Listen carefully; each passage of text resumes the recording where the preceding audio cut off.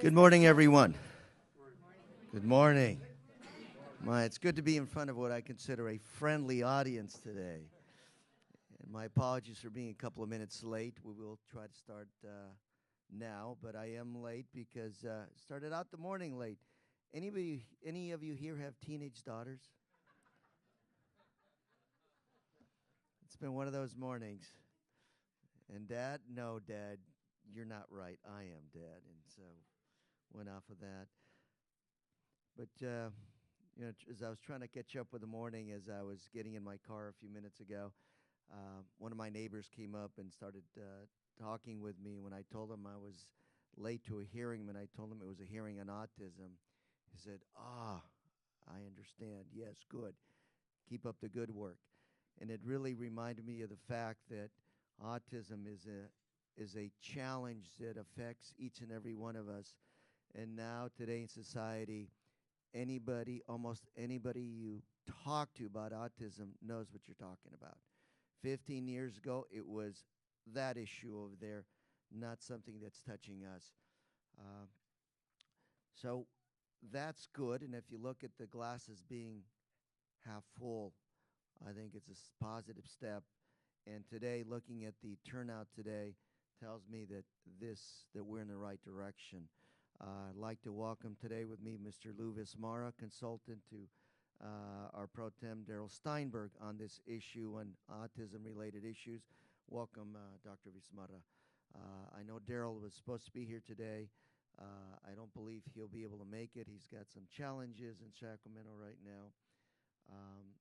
But if he can, he will. Otherwise, we will take him back a message. And I believe that's why we're here today. About a year and a half ago, I became very, very aware of the advances, the research that UCI had been working on, the successes, the promises. And yet, if you talk to anybody in Sacramento other than Dr. Vismara, very few folks were really aware of what was going on here. And to me, it's one of those issues of the left hand not knowing what the right hand is doing. Everybody has the best intentions in mind, which is to move ahead on this most important issue of autism. As Daryl says, we're probably not going to find that magic pill or magic formula, but clearly with the advances that are being made, the research, the discoveries here at UC Irvine and other places, we are going to make tremendous strides in helping to solve this puzzle of this challenge called autism. Now, I can cite to all of you the statistics. 1 out of every 50 male children born today is afflicted one way or the other with autism spectrum compared to 15 years ago. We truly have an epidemic in our hands. We can talk about the cost of society, but we only need to close our eyes for a moment to think about the cost of working with our children, our loved ones, throughout their lifetime in terms of making sure that they're productive members of our society. But all of us know those studies. All of us know those issues. This year, I'm proud to say, we've made some advancements in Sacramento legislatively. We had a few bills passed and signed by the governor. And these bills, in my opinion, will make life a little bit better for the families of children with autism. These bills will help address the issues that are faced by those afflicted by autism. I remember a few years back when I was reading some stories in the newspapers about autism and the fact that a lot of our peace officers were not trained to deal with autism. And I remember this story about a young man in the park who a peace officer said, "Please stop." The young man did not stop. Peace officer grabbed him, and the autistic young man then did not react well to somebody putting their hands on him. Ugliness ensued, and let's just say, I was proud to say I came up with a bill to help advance training of peace officers and how to identify autistic individuals. Small victories here and there, but there's so much left to be done. We've gone through some major budget challenges last few years in the state of California, and one of the sad chapters in these budget wars were the fact that when healthy families were merged into Medi-Cal, the funding that used to be contained in healthy families for the treatment of autistic children disappeared. It's something that a lot of us were not very happy about and are actually very, very angry over. And I'm hoping that this year, collectively as a legislature, we can remedy this situation and move forward. But again, we begin by collectively working together, making sure we tell all of our friends and families to raise their voice collectively and say, Governor, that was not something that we as the people of the state of California want as official public policy with the state of California. So again, let's all work together, remedy these issues, and let's begin with our hearing today. I'd like to call our first panel of witnesses up, Dr. Clayman, Mr. Bill Thompson, Christina Altmaier, Dr. Maria Mignon. Welcome.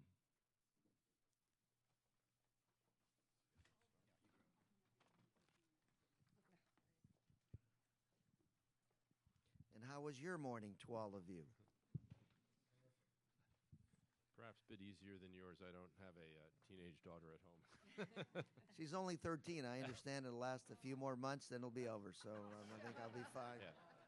Yeah. And there'll be a cure for autism in that time, too. But I'd like to welcome you to our Center for Autism and Neurodevelopmental Disorders. It's an honor to be here. Of this facility and what's happened to bring this to fruition. My name is Ralph Clayman. I'm Dean of the School of Medicine at the University of California, Irvine, but I'm also the father of a 26-year-old autistic child, so I can speak to you both on a professional and a personal level. At UC Irvine School of Medicine and Medical Center, through strong state and federal partnerships, we play a significant role in educating the healthcare workforce, advancing scientific breakthroughs in medicine, providing world-class medical training and health services, and also generating economic growth through new jobs creation and spin-off industries. Today, one of the most pressing challenges facing our nation's academic health centers is diminished annual federal funding as a result of the federal sequester, which set into motion a series of cuts to the federal budget that started in March of 2013. At our medical school alone, this has resulted in nearly $10 million decrease in our science funding, with an anticipated composite reduction in our science funding of $160 million over the next decade, a 12% loss of funding for science.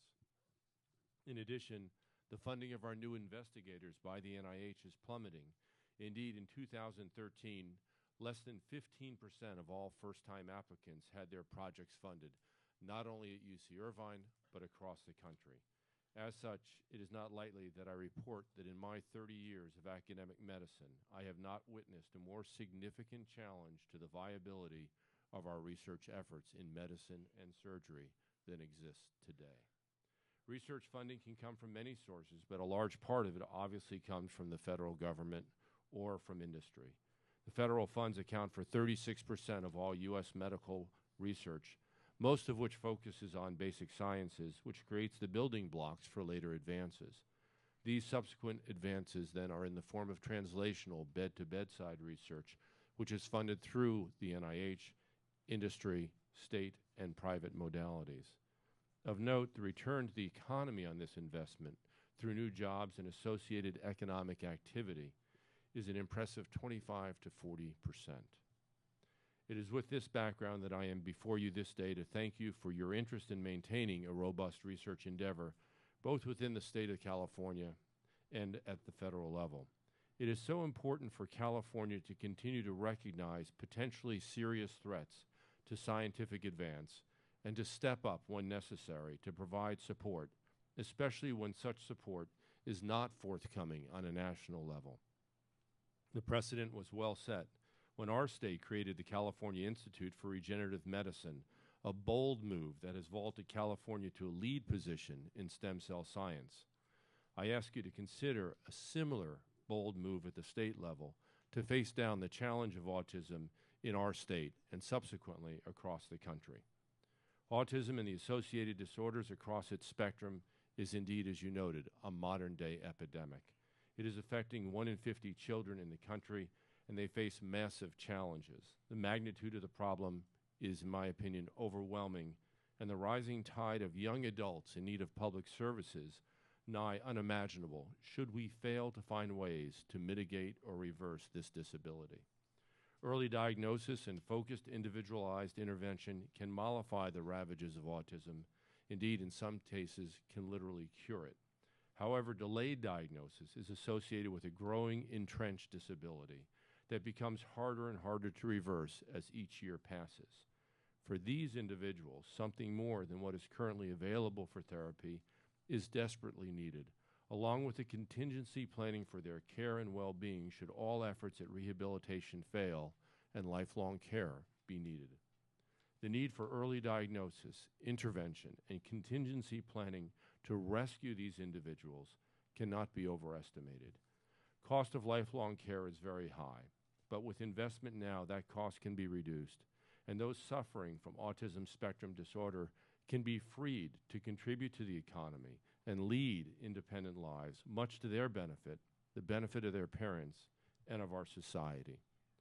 So here we now have an opportunity to further develop and expand for all the families of Southern California, a true center for autism and neurodevelopmental disorders, one that will address the clinical needs, research aspirations, educational requirements, and community engagement to cover the full gamut of autism's challenges. You will today hear about the first major step in this direction, the establishment of this center. Equally important is an invitation to you, as a leader in our state, to seek to further establish and support this center, such that it will ascend to national prominence for its work in autism. What is presented here today and your subsequent actions have the potential to bear on literally millions of children's lives across our country. We are at a point where an ounce of prevention is indeed worth a pound of cure, and in the case of autism, a ton of family heartbreak. Orange County is a well-recognized leader in medical device manufacturing and drug development. The confluence of a dynamic industry and an elite research institution create the right opportunity to drive the development of treatments for autism, and some would even aver perhaps a cure to overcome or a vaccine to prevent it. Today's hearing is not solely about the need for more investment in autism research and treatment, but rather how the unique environment in Orange County has already enabled progress. Will the state of California now take the public-private endeavor created by the Orange County Children and Families Commission in collaboration with the Thompson family and ensure its growth and continuance over the coming decade? I sincerely hope this would be the case. The vision is clear. Indeed, it is our fervent hope that in years to come, people will look back upon this day not as a report of autism's status quo, but rather as the moment in time when a small group of determined individuals ignited an endeavor to overcome autism, which then grew and brought forth the realization of what today is but a dream for so many families and their children, an end to the threat and ravages of autism. Thank you very much. Thank you. Dean Clayman. Mr. Thompson, welcome, sir, and thank you for all of your support. Thank you, Senator. It's a privilege to be here and an honor. And on behalf of my family, I'd like to welcome you. Thank you for what you've done, other members of the staff, and also the many friends and family, some of whom are here today, that have taken time to be with us to hear our story. On behalf of many families that couldn't make it here today, thank you for all of your support. So this is the first time I've spoken to a screen with my audience behind me, but I'll do my best. You can look this way.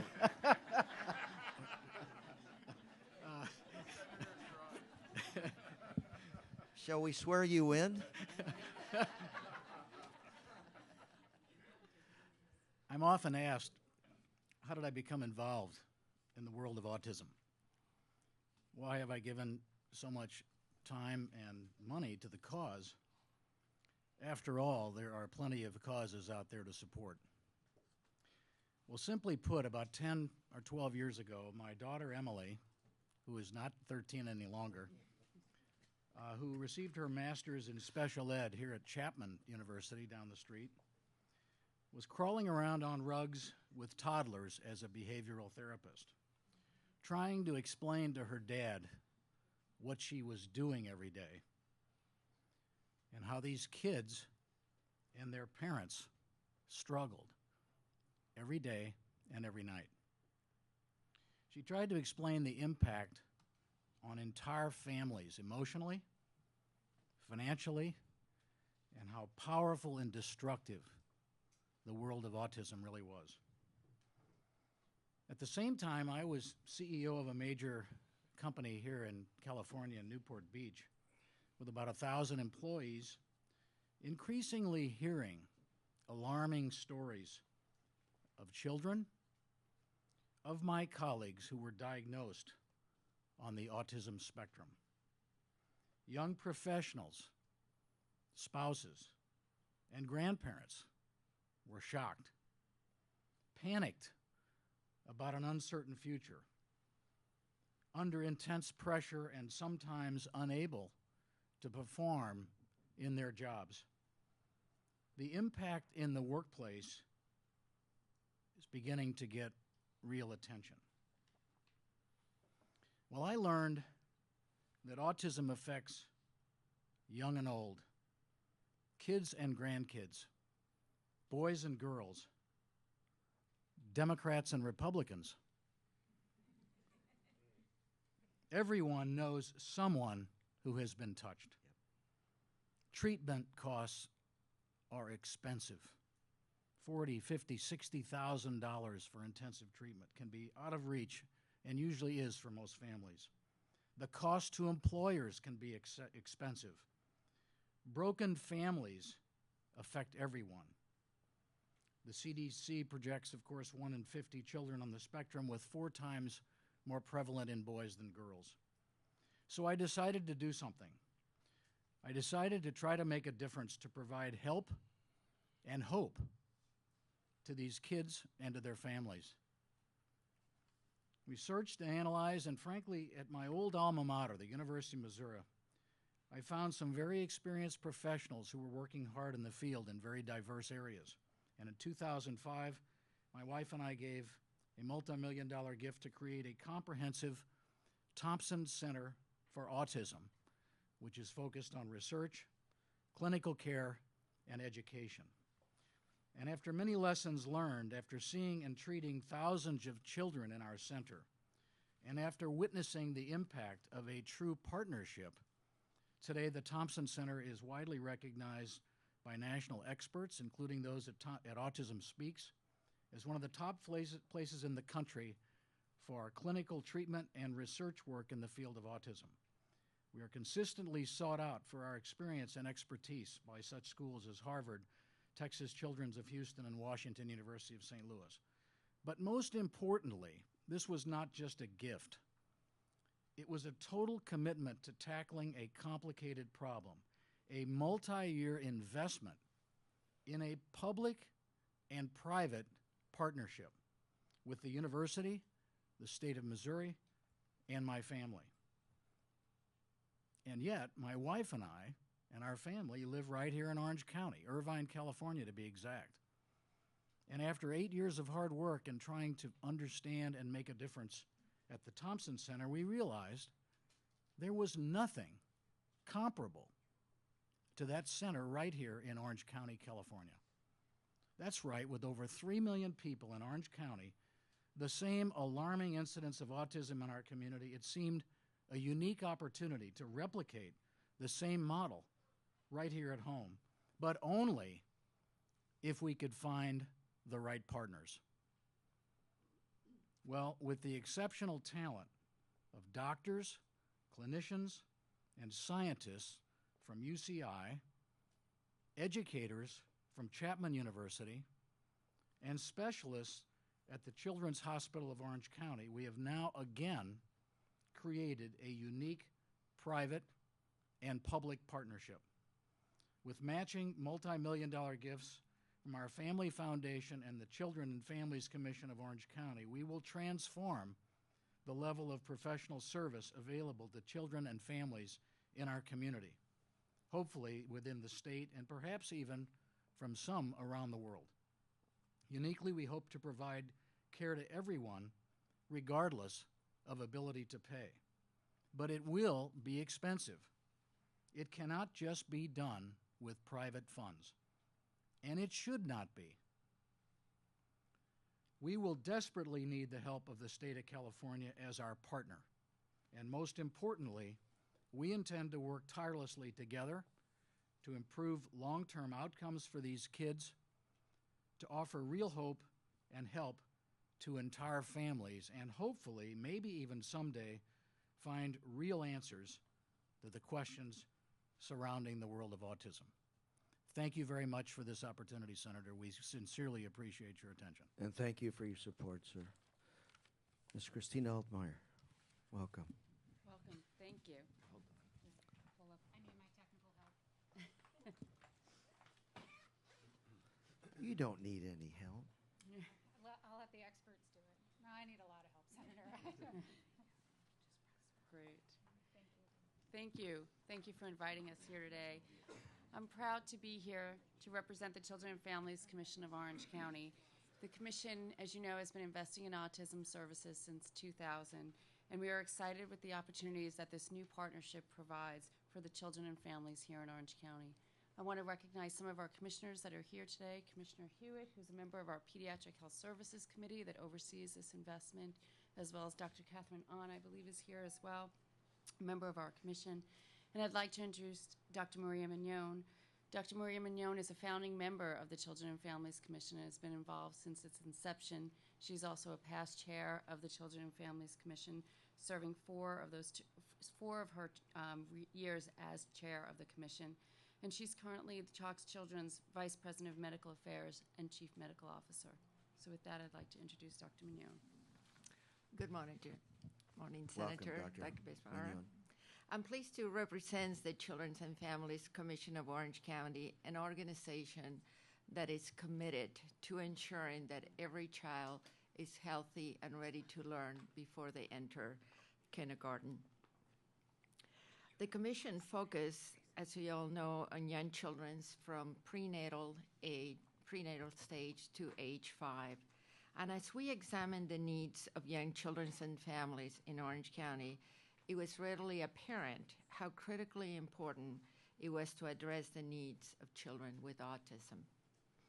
From our initial investment in 2000, the Commission's goal was to create a center of excellence in Southern California that is focused on early assessment, diagnosis, treatment, parent support, and research in children with autism. We had made the largest investment in autism from all the other 58 Prop 10 commissions, also known as First 5 in the state. And as the Commission considers how we can improve the lives of children and families in Orange County, we again recognize that we have to continue to address the needs of children with autism. We talked about the statistics already, 1 in 50, 1 in 88, if you go through the autism spectrum disorders. In 2011, the Commission made a one-time allocation of $7 million to support and sustain our investment in autism services. Our funding is declining, and this catalytic funding will sustain and support services for 10 years. The grant was a challenge to the philanthropic community to recognize the importance of these services. We were pleased and fortunate that the Commission's one-time catalytic funding led to a partnership with the Townsend Family Foundation. The funding from the Townsend Family Foundation allows families to continue to access services beyond age 5 and to provide supports to children through adulthood and their families.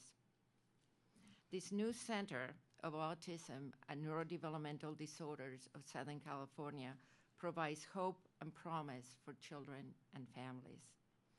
We believe that the combination of diagnostic and clinical treatments, research, family support, community education provides the model for unlocking how to address autism. This collaboration has become state and national model.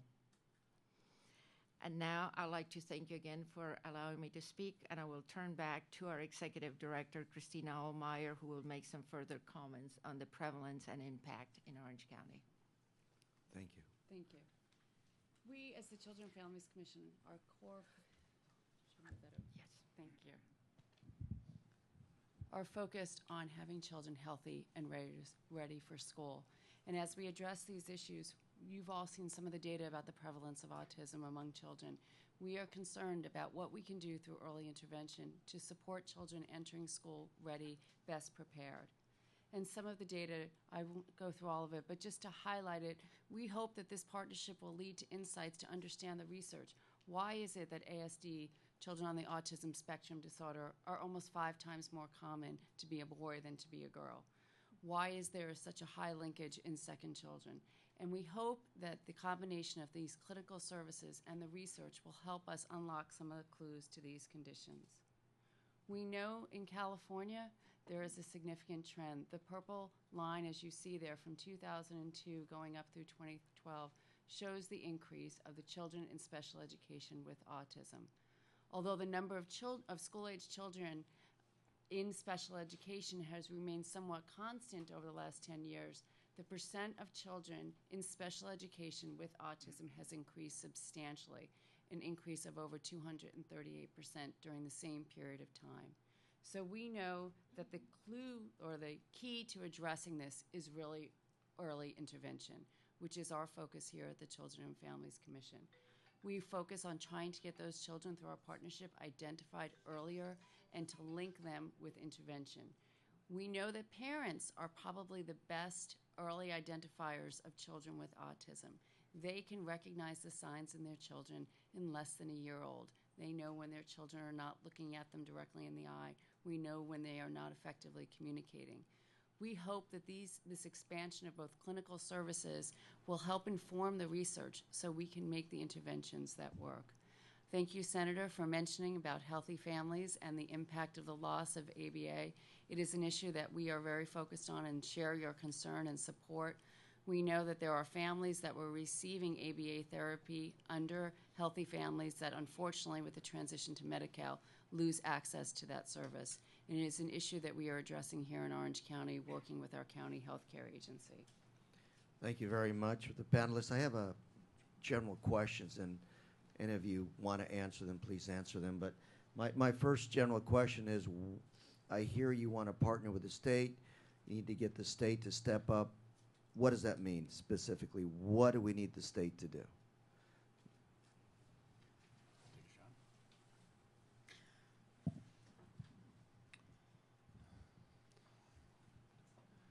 I would envision something in Southern California similar to the Mind Institute that's been set up in Northern California. We do not have a facility like that anywhere in Southern California at this time.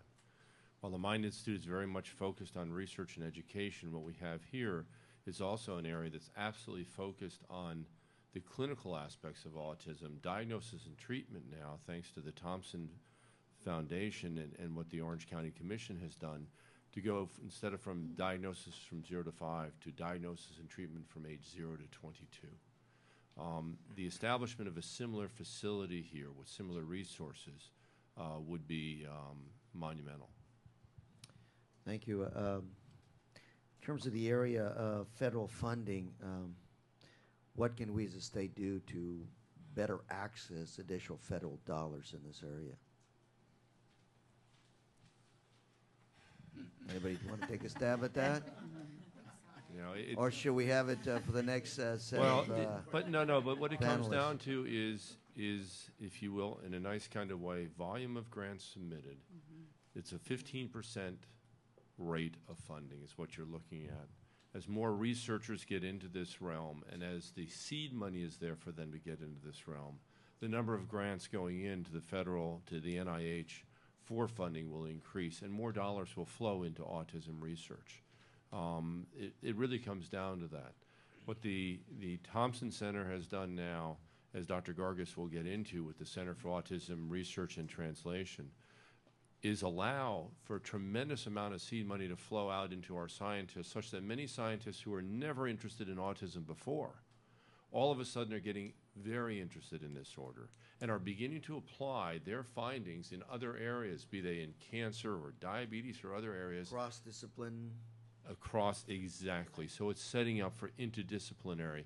And the real beauty and strength of science is not one scientist making this incredible breakthrough discovery, but bringing multiple scientists of different backgrounds, different perspectives together, and they together focused on a program. That's when the quantum leap occurs. So to better, let me restate the question, to better duplicate or better advance your model, your ask to the state would be?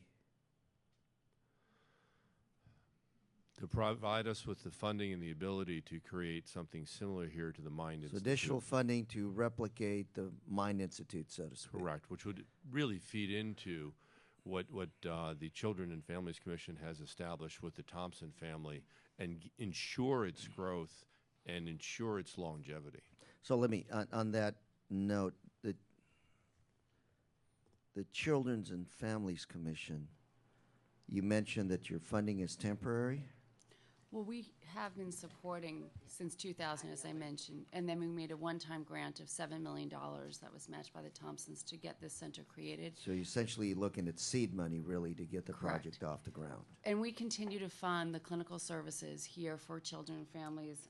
We are serving thousands of children each year through our services, and we'll continue to support. But we see this as a leverage or catalytic, what we call catalytic investment, and we hope that it will attract national funders, federal funding, and state funding so that we can bring this program to scale. Senator, if I might Yes, interject, Mr. I Thompson, think please. you used the correct word when you talked about seed money, because what this funding has actually done has assured a timeline 8 to 10 years into the future of funding our operating costs and hiring the talented people that are required in this facility, for example, right here in the clinic, to begin treating and taking the diagnostic and the assessment efforts up to the age of 22. One other very important and powerful element of the strategy is education and awareness, and our partnership also with Chapman University that is contributing an educational component. We are working with public schools here in Southern California to identify, as we all know, the huge cost of special ed, and in many cases, the very disappointing result of those dollars and those programs desperately need to be revised and improved. So we're working with the children and their families, along with the schools, to try to make sure the programs are compatible and consistent, and we're actually delivering powerful results. So when you take the educational piece, the clinical piece, and research together, it's expensive. We will not be funding out past about 8 or 9 years at the very most. So raising private gifts, as well as anything else we can find, but especially, hopefully, from our partners in the state, to rely on state funding is crucial. Mr. Thompson, on that note of private gifts, what is your suggestion? How can we get folks to really recognize the way you have the importance of this issue and help support this effort? Senator, I talk to a lot of people in the private sector. Everyone has people knocking on their door for causes today. Let's face it, our federal government, state government, the inadequacy of funding of special needs is very apparent everywhere. So it's not easy to make the case for any one or two causes. The most powerful linkage I have found is when you talk to a mom or a dad or a grandfather or a grandmother or an aunt or an uncle that has a child in the family with autism. You don't have to say much more. You just have to ask for their support. You have to ask them to get involved and to get their friends and their family involved. It is the most powerful single element. Of course, there's corporate giving, there's foundations and all that sort of thing. But as I say, it's a very competitive environment out there. That's the other side of this issue, which is it unfortunately touches so many folks. At the same time, it's a uniting force. It's a message that everybody is touched by. And as you said, as you stated, many folks have a lot of competing asks. You come in and you got a bunch of folks asking for different money, but for some reason, I think this is one that's got to be on top of everybody's list, not because it's something maybe that I care about, but it's because it's something that touches fundamentally society, and the numbers show this. It's not getting any better. It continues to be a growing challenge. So, my challenge is, get our colleagues in Sacramento to understand that maybe some of the, taking money out of the healthy families when it was merged into, the other programs, taking money from, treatment of autism was not a wise budgetary act. Senator, I think one other very powerful element is, if we're correct and the professionals that are involved in our endeavor are successful, there will be some victories. And without victories, you can't really make a claim to go out and get somebody's investment and dollars to join you. But we're going to have victories. And they may be small, but some are going to be quite large. And you'll hear more from some of our scientists here in a moment, but I will tell you that victories matter. And that's what we have to have, even if they are just one child at a time. It really matters.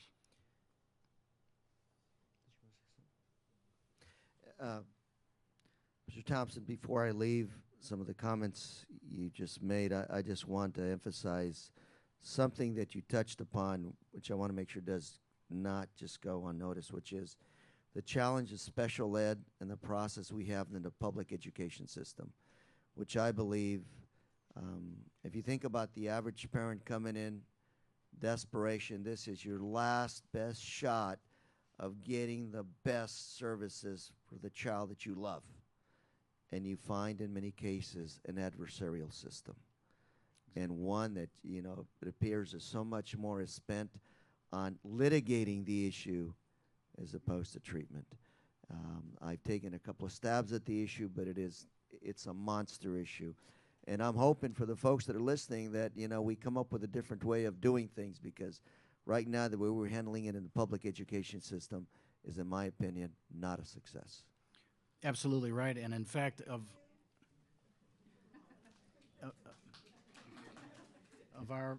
the funding, the program in partnership with Chapman is essentially a 4-year program. So it is one that clearly and desperately will need additional funding in the very near future. Hear more about it from Dr. Donnelly in just a moment, but I do think one of the elements of the program is the support and assistance working with families to help navigate through the school system without it going to an adversarial mode. And one of the challenges that the Commission had when it first made this investment was fear among school administrators that there was going to be a significant increase in children showing up at their door with diagnoses, and what were really just creating a problem for the schools. And I think we've been successful in building some partnership with school districts here in Orange County. Much more work to do, Senator. I completely understand that concern. But I think one of the aspects of the model that Dr. Donnelly can address is really geared at building those partnerships with the schools. Thank you. Thank you. I have a lot of other comments I could make on the issue, but I say thank you. Thank you. Yeah, I'm Lou Vizmara, and I just want to make a few very, very quick comments. First of all, as a policy consultant for Senator Steinberg, I bring his regards and his regrets, and also his continued commitment to this issue. Senator Steinberg first became involved with this when he was asked by then the pro temp Senator Don Parada to chair the Legislative Blue Ribbon Commission on Autism, which he was the chair. I see Dr. Barbara Firestone and other members such as Joe Donnelly who were also involved in that, and that was his initial entree into that. That also dealt very closely with his long-term commitment to behavioral and mental health. And what has already been stated is that autism, while it's a unique disorder, because of its complexity and because of its pervasive nature, I truly believe that a lot of the advances that are being made with autism can certainly be juxtaposed and can certainly provide insights into the whole issue of behavioral and mental health, which is so compelling to our society when you pick up the newspapers and you hear about the horrific situations that are occurring. So I truly believe another compelling statement that can be made is to look at autism as the canary in the mine shaft and to use that as a compelling and important modicum and modality by which we can really understand behavioral health. So again, I would certainly convey that Senator Steinberg not only has been committed to this in the past, but he has another year as the pro tem and will certainly make this one of his top legislative priorities. I also want to thank, from a very personal perspective, the leadership that Senator Correa has provided over the years. The video that he, the landmark video that he produced as a result of the legislation in 2008 is still up on our autism website, and it is truly, truly remarkable. During the past 2 years, Senator Correa has provided incredible leadership on an array of issues, but certainly the issues of equity and diversity. And again, his SB 555, again, will ensure that all families going through the regional centers are provided information in languages in a modality that they can understand. As a parent, I want to thank all of the members of the panels for really bringing help and hope. You know, we as parents can live without food, shelter, clothing for long periods of time, but we can't live without hope. So thank you so much for doing that. One quick thought comes to mind. It's my understanding, Dean Clayman, that the deans of the medical schools have regular telephone conferences. I think some of the ideas that you've brought to the panel are very, very compelling, particularly partnerships with the Mind Institute, which, while it's very heavy in basic science and research, I think could have wonderful opportunities for research and education and also in clinical services. Also, there's linked learning, career technical education, which there's $250 million of funding for vocational education. So I'm wondering if perhaps in some of the subsequent conference calls that you have with the other deans, there might be an opportunity to share your important and inspiring leadership to see if some type of consensus could be implemented. I think that's an excellent idea, and I think in the University of California system, we're on the verge of a major transformation with regard to the academic health centers. We're seeing the rollout of UC Care as a program that would envelop the entire 6 medical school campuses to provide care to people enrolled in UC Care. We're now seeing through UC Braid and through other UC endeavors a common IRB across all of the 6 campuses so that a protocol approved on the Davis campus for, let's say, a new treatment for autism is automatically accepted and approved for use on all the other 5 campuses, allowing us to enter more and more patients. And we are sharing now through data warehousing a clinical database that will also allow for very powerful new discoveries, I believe, in many, many clinical spectrums. I agree with you. Working together is what we really need to do. More than anything else, we need to not compete with each other, but to collaborate with each other. And through that collaboration, the state of California has the largest academic health center in the world, period. We need to work with that strength. We need to take that strength and capitalize on it. I think you have a very inspiring model, message, and plan that I think would really resonate at the statewide level, and I hope you'll implement that. Thank you. Let me say that your thought about the University of California working together as a whole as opposed to competing with each other is a strong message, and I hope it's one that's taken to heart because, you know, the state of California, our budget woes are not over. And the only reason we can breathe a little bit is because of that 7-year tax that was passed. Whether you agree with it or not, it's the only thing that's given us a little bit of a elbow room here. Moving forward, collaboration means there's opportunities to grow the pie as opposed to fight over an ever-shrinking portion of those pies of funding. So before we go on to the other panelists, if I can give you just a quick commercial, and that is that Senator Steinberg has provided tremendous leadership. Some of us who consider this issue to be very near to our heart are also actively working on it. Daryl's got 1 year. I've got 1 year left in the Senate. But at the same time, I have to tell you that the seeds have been planted. We have now a caucus, so to speak, which is a group of legislators of like mind with a similar common goal of mental health and autism. And that's not Democrats, it's not Republicans, it's not men, it's not women, it's all the above. And I'm excited to tell you it's growing, and these are folks that are committed to work with all of you. But when I say all of you, you here have to provide the leadership to move the ball forward. So I thank the panelists very much, and we'll continue to work together. Thank you very much. Thank you. I have my next. If I can get our next set of panelists up here, Joseph Donnelly, John J. Gargis, Gillian Hayes. Welcome.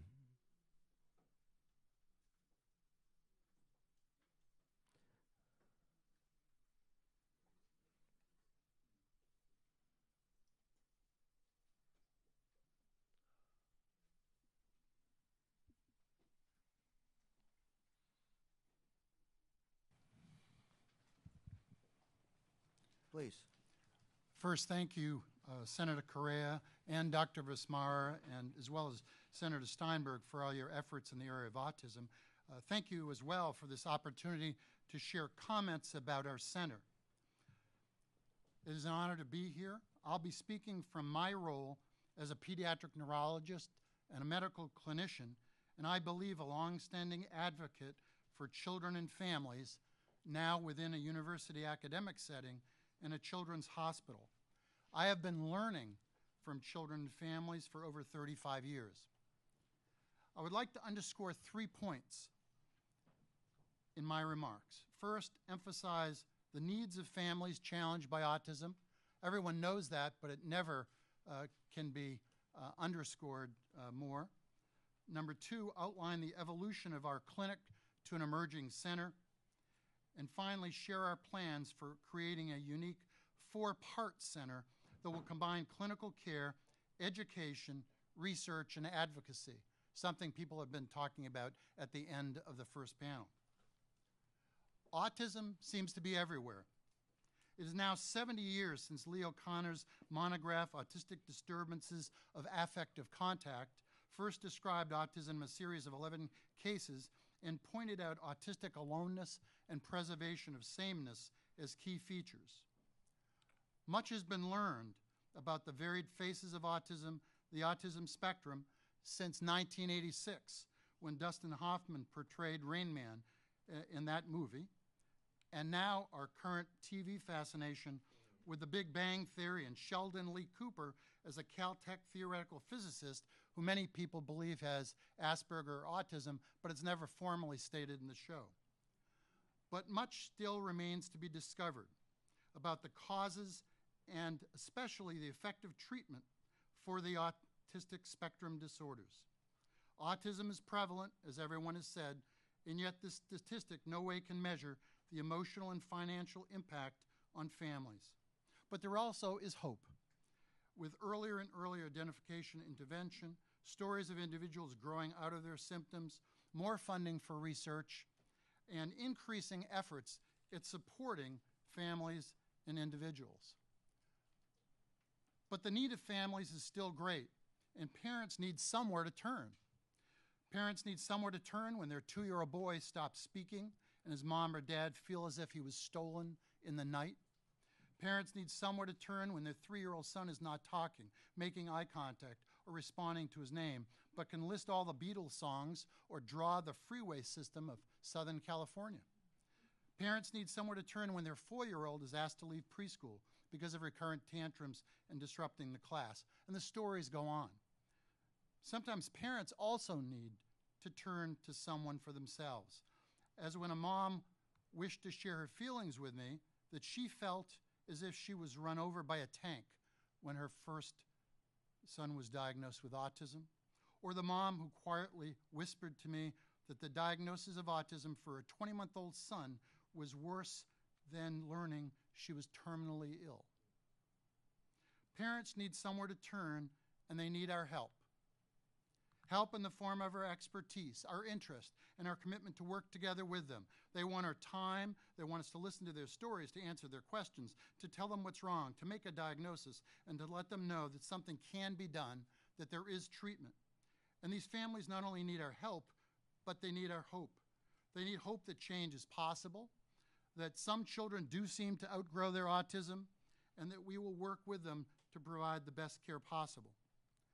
And that is where 4OC Kids stepped into the picture in September of 2001 when it opened its doors and became somewhere to turn in Orange County.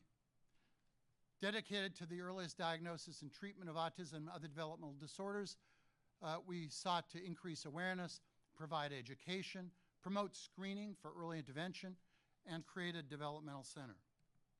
We tried our best. We did do a medical evaluation diagnosis, provided evidence-based treatment recommendations. We provided support we could, and medical management and treatment. And I'm proud to say that in our 10, almost 11 years of caring for children and families, we were able, with the support of the Children and Families Commission of Orange County, without whom this program would never have started, to see over 8,000 new consultations, over 26,000 follow-up visits, and over 8,000 families and professionals were educated. But our efforts were limited. They were limited by the dictates of Prop 10. We could only see children from birth to 5, those living in Orange County. We had a medical emphasis, and we were not offering treatment or multidisciplinary care. But then, as you've already heard, an opportunity surfaced for the transformation of 4OC Kids from a clinic into a true center by the catalytic investment of the Thompsons, the Children and Families Commission, as well as investments by UC Irvine, Chalk Children's, and Chapman. And this center is now emerging. The center is a collaboration among our 5 founding partners who will fill unique roles together with the community. Our mission is simple: to bring help and hope, as people have said so far during the panels. We also wish to have a vision of ensuring that each individual reaches his or her potential. Our plan to do that is by expanding. We're moving from seeing children from infancy to 5 years to seeing those up to age 22, and many people think that's not enough. We need to go into adulthood, but we have to start somewhere. We're going to continue with medical evaluation and diagnosis, but have the good fortune to add on many specialists to create a multidisciplinary team and provide treatment. We all know that we can't do this alone.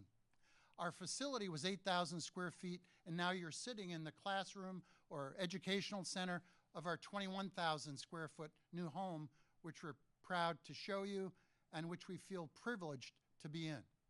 We're going to be increasing our staff from 15 to over 60 and have almost 30 people hired at the moment. The visits on average are about 3,000 a year prior to the creation of the center, and our hope is after we're fully staffed that we'll be holding 21,000 visits or more. And we plan to continue to provide help not only for children with autism, but for those that have other developmental disorders such as intellectual disability, ADHD, learning problems, and there's a great comorbidity with mental health concerns, as has been mentioned, and this has to be recognized. We're now evolving into a center with a public-private partnership, I think a unique collaboration, a strong clinical component. I think Dr. Masmara mentioned it's true that many academic centers do education and research. Not as many have been able to provide the level of clinical care that we provide, and serving all children and all families, not only based on linguistic and ethnic and cultural backgrounds, but socioeconomic status.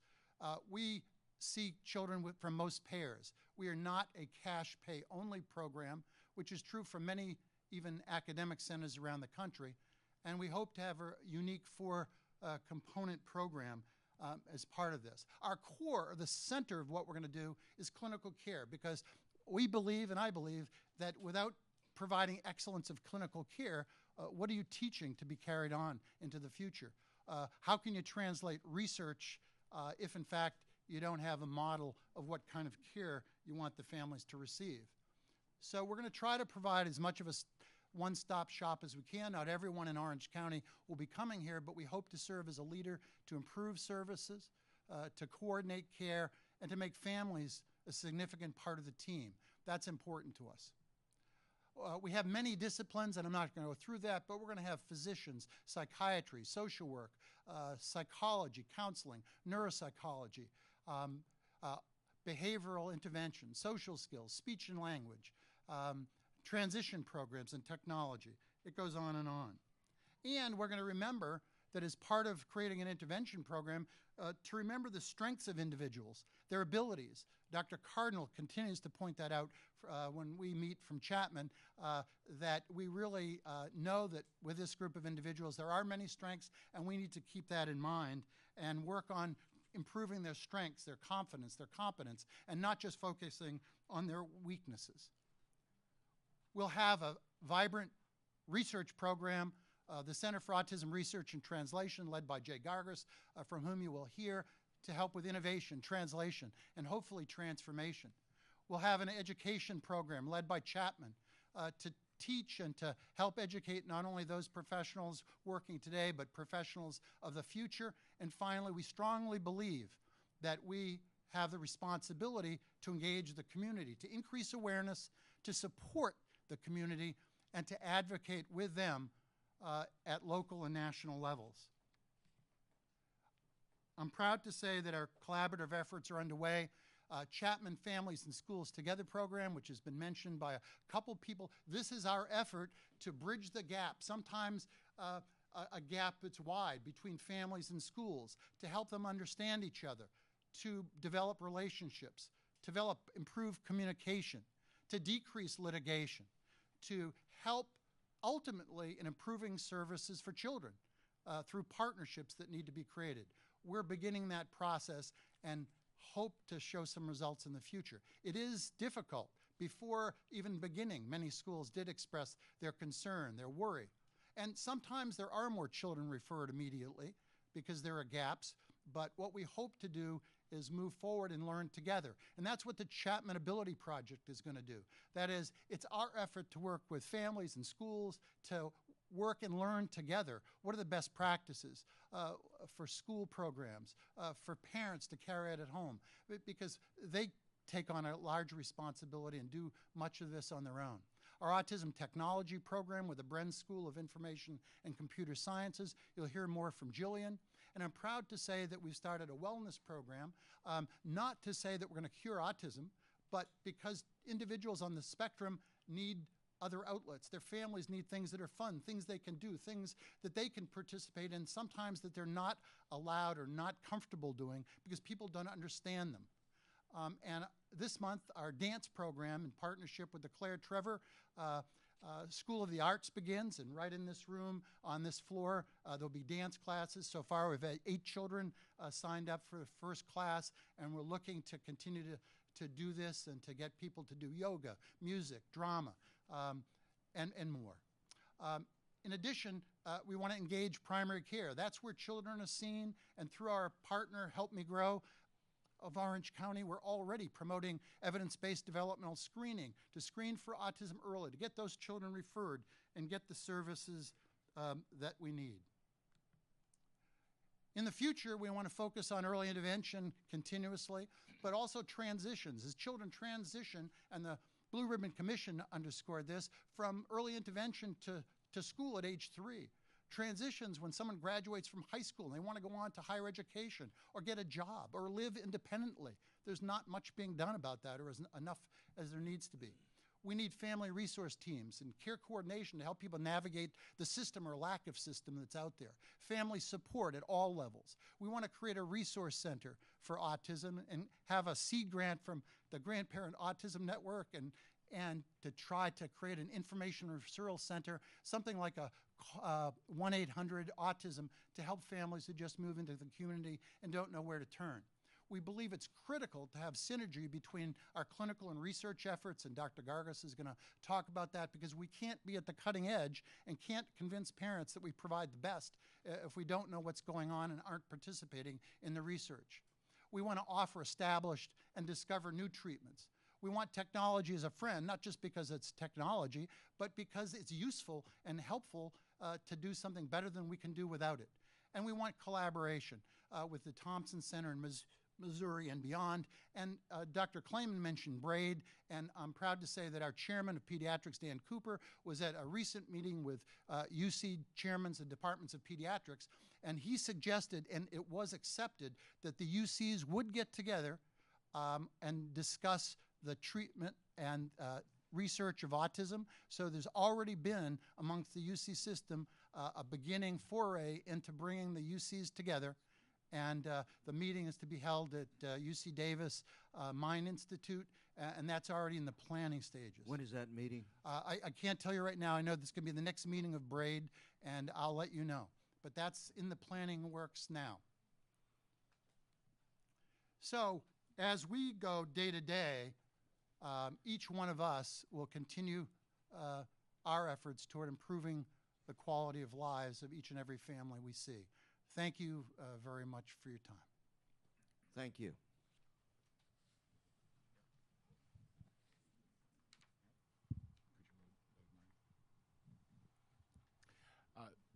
Senator, Dr. Vizmara, it's really an honor to have this opportunity to speak to you today. I'm Dr. Jay Gargas. I'm the director of the research component of the Center, the Center for Autism Research and Translation. And my message for you today is really very simple. It's that we need new medicines for autism spectrum disorder. What I hope to present is that sufficient genomic information already exists, that a function-based approach to the core deficits of autism are within our grasp. That behavioral therapy— Talking about a magic pill? Well, give me a moment. Give me a moment. Behavioral therapy— Take your time. I will. But the dean and Mr. Thompson aren't giving us that much time. We're on a fast track here. Behavioral therapies are important, but are symptom-directed and aren't sufficient. The epidemic increase continues unabated. And importantly, there's no pharmacological therapy targeted to the core deficits of autism. The goal of CART is to get across this notorious valley of death.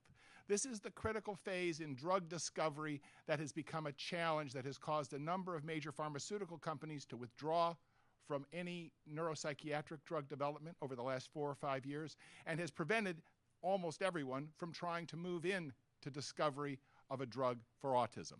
And the valley of death is that gap that exists between discovering a relevant target and being able to create that magic pill that you can put into a clinical trial, the phase 1 through 3 FDA trials that lead to an FDA approval and to a new drug. That 7-8 year gap, is that the one? Well, you're not talking for about? us. It will not be for us. I'm going to tell you how we're accelerating that. We're accelerating that by very vigorously approaching candidate targets that can be discovered from a multidimensional approach, and very aggressively building that portfolio to lead us into a clinical trial. And these are the unique advantages that CART has that speed up that discovery process. And we're talking about getting something into a clinical trial in 3 years. Not approved, but we're able to do that, I'm quite confident. So the concept of CART is that this wonderful public-private partnership that you've heard about with the generous philanthropic support led by the Thompson Family Foundation has charged us to carry out a comprehensive research and translation effort to develop novel, effective diagnostics and therapeutics for autism, with the goal to abolish current and future cases of autism through this discovery, translation, and implementation.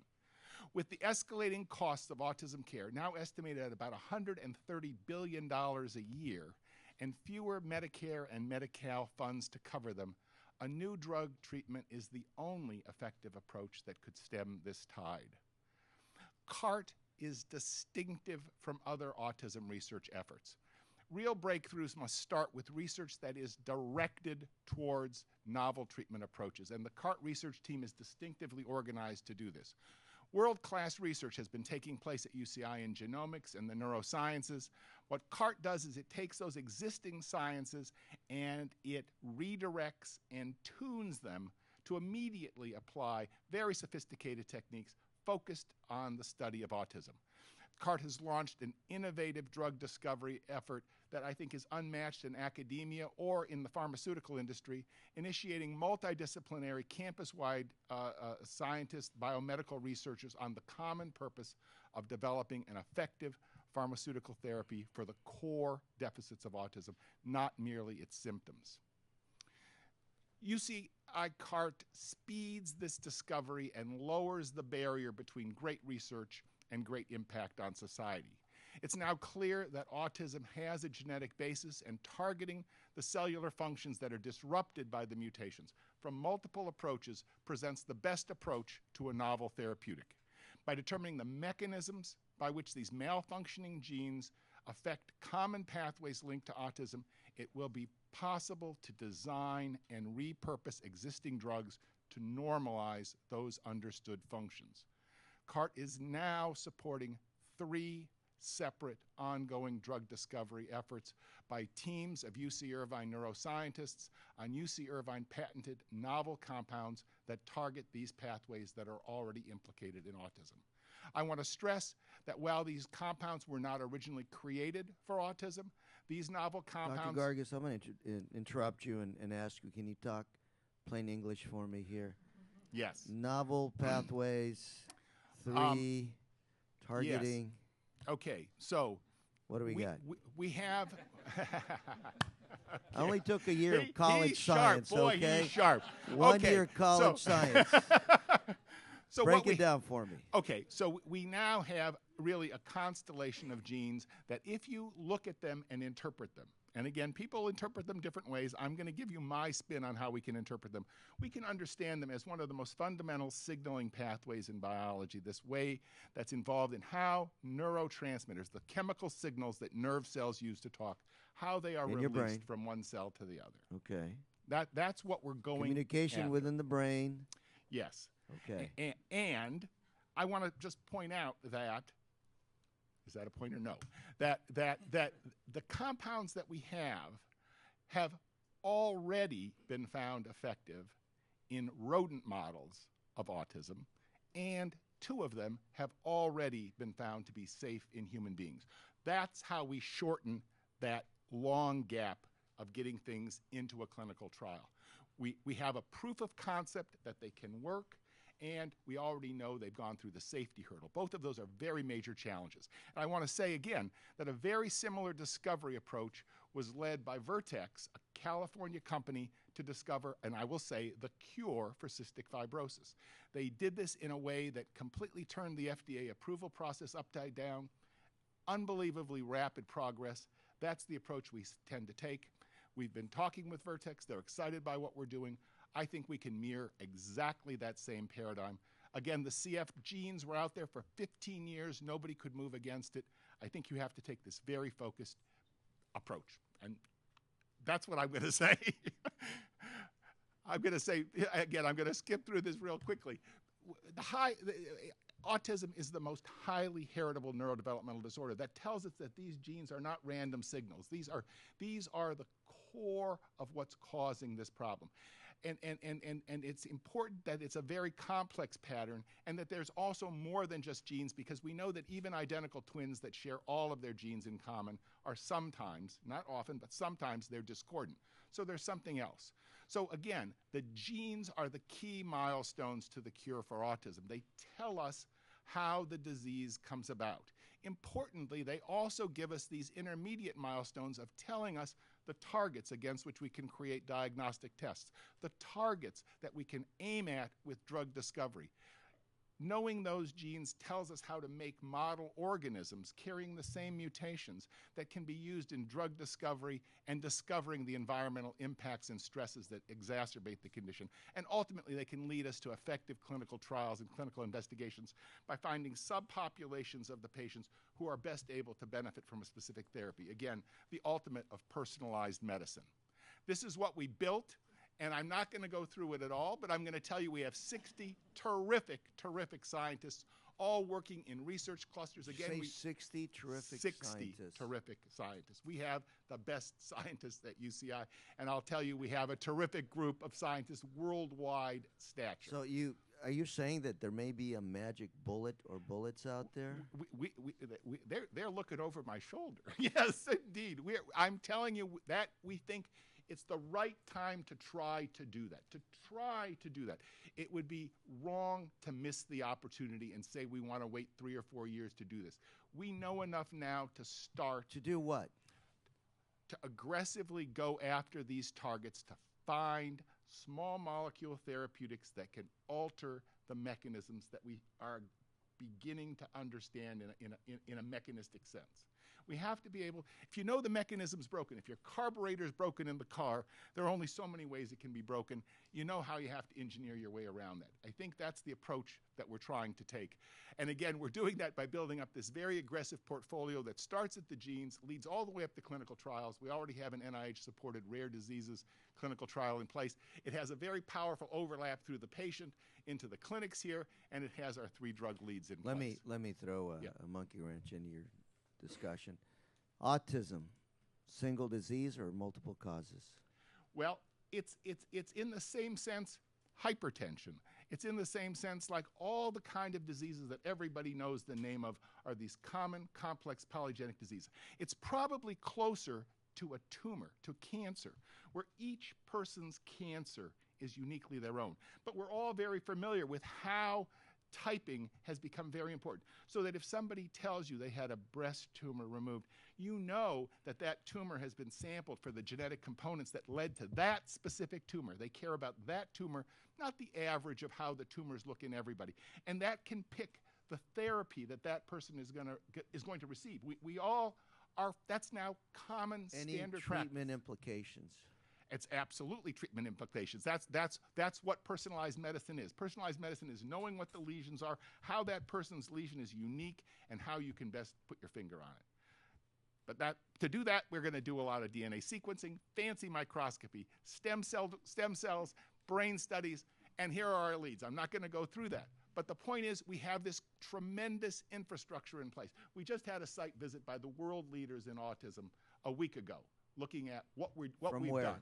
World leaders from? World leaders. Margaret Bauman from Harvard, Uta Franca from Stanford. We had the guy who discovered the cystic Orange fibrosis County? drug. To UCI? Pardon me? To Orange County? To UCI? Well, we were in Newport Beach. We were in the Islands Hotel. Is that cheating? I'm not sure. It's Orange County. It's Orange County. Yes, we brought them all here, and they were all very impressed by what we've built up and how we've gotten started. Dr. J, the reason I'm asking you these questions is I want to make sure that we're looking at a glass that's half full here. Yes. And I want to make sure that people understand that what you're talking about is not science fiction, but rather sound scientific discoveries, progress that you've made and that you're working on. So when I say the magic bullet, is it a magic bullet? Well, I believe it's going to wind up being like the cocktails that we're used to in cancer chemotherapy. It probably won't be that one drug is the thing. And if you remember the early days in cancer therapy, when we had single drugs, the results weren't so great. But it was once you started laying one drug on top of another, that you got these cocktails that actually cured cancers. And it used to be crazy, just as crazy as what I sound like to say we can cure autism, to talk about doing that in cancer, but that's very realistic nowadays. And so the point is that now is the time to start. There's just no point in waiting longer to get this effort started. There's enough to move. We had enough people in place to be able to do this. and I think we have a very compelling infrastructure in place. But there's a gap between this basic science that we've developed from this entrepreneurial philanthropy to the final stages of drug research. And this is a place where the state could play an important role in closing that gap. The state's already played this important amplifier effect in the past. 10 years ago, multidisciplinary research institutes were established to accelerate discovery and innovation, and QB3 was one of them. QB3, this is the California Institute for Quantitative Biosciences. This was a joint venture targeted to the Northern California UC campuses, Berkeley, San Francisco, and Santa Cruz. And QB3's partners have launched 60 new bioscience companies and a huge impact on the biomedical world. There is no equivalent in Southern California. Again, QB3 has been tremendously successful in drawing in $50 million of investment from Pfizer, as well as all of the jobs, the economic return to the state. Very recently, the California Institute for Biomedical Research, a nonprofit targeted to UCSD, Scripps, and Salk, drew in $90 million of funding from Merck. And of course, we know the huge impacts of the Institute for Regenerative Medicine in the stem cell field. And just to give you an idea of some of the things that we're trying to be approaching, I just want to click this quick video. Dr. Leon is here in the audience, and we're just going to have him click the video. Can you click the video? Further makes them more likely to have their autistic symptoms revealed. Increasing the stimulation allows them to recover from it.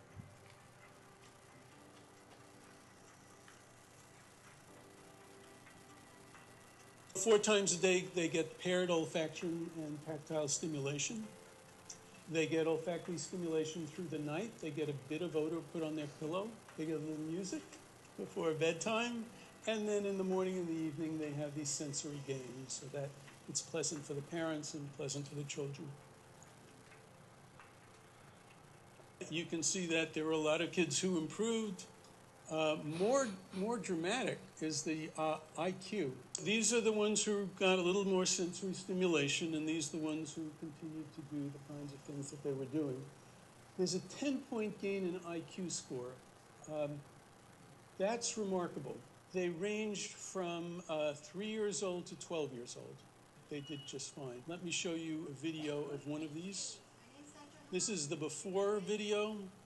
And this is typical. This is, he just can't interact with other people. He didn't talk.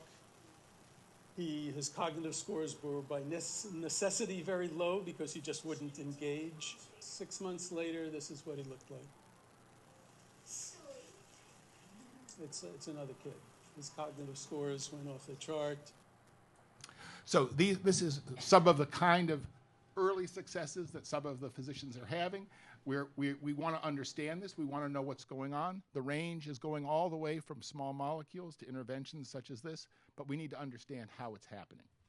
And we're determined to do evidence-based. But we'll look at anything. We'll look at all kinds of therapies that can come to the fore. So we're going to be going at this aggressively, and you ask exactly the right question, Senator. That's about all that I can say. You're too kind, but let me ask the audience, some of the moms and dads here, what do you all think about this testimony here?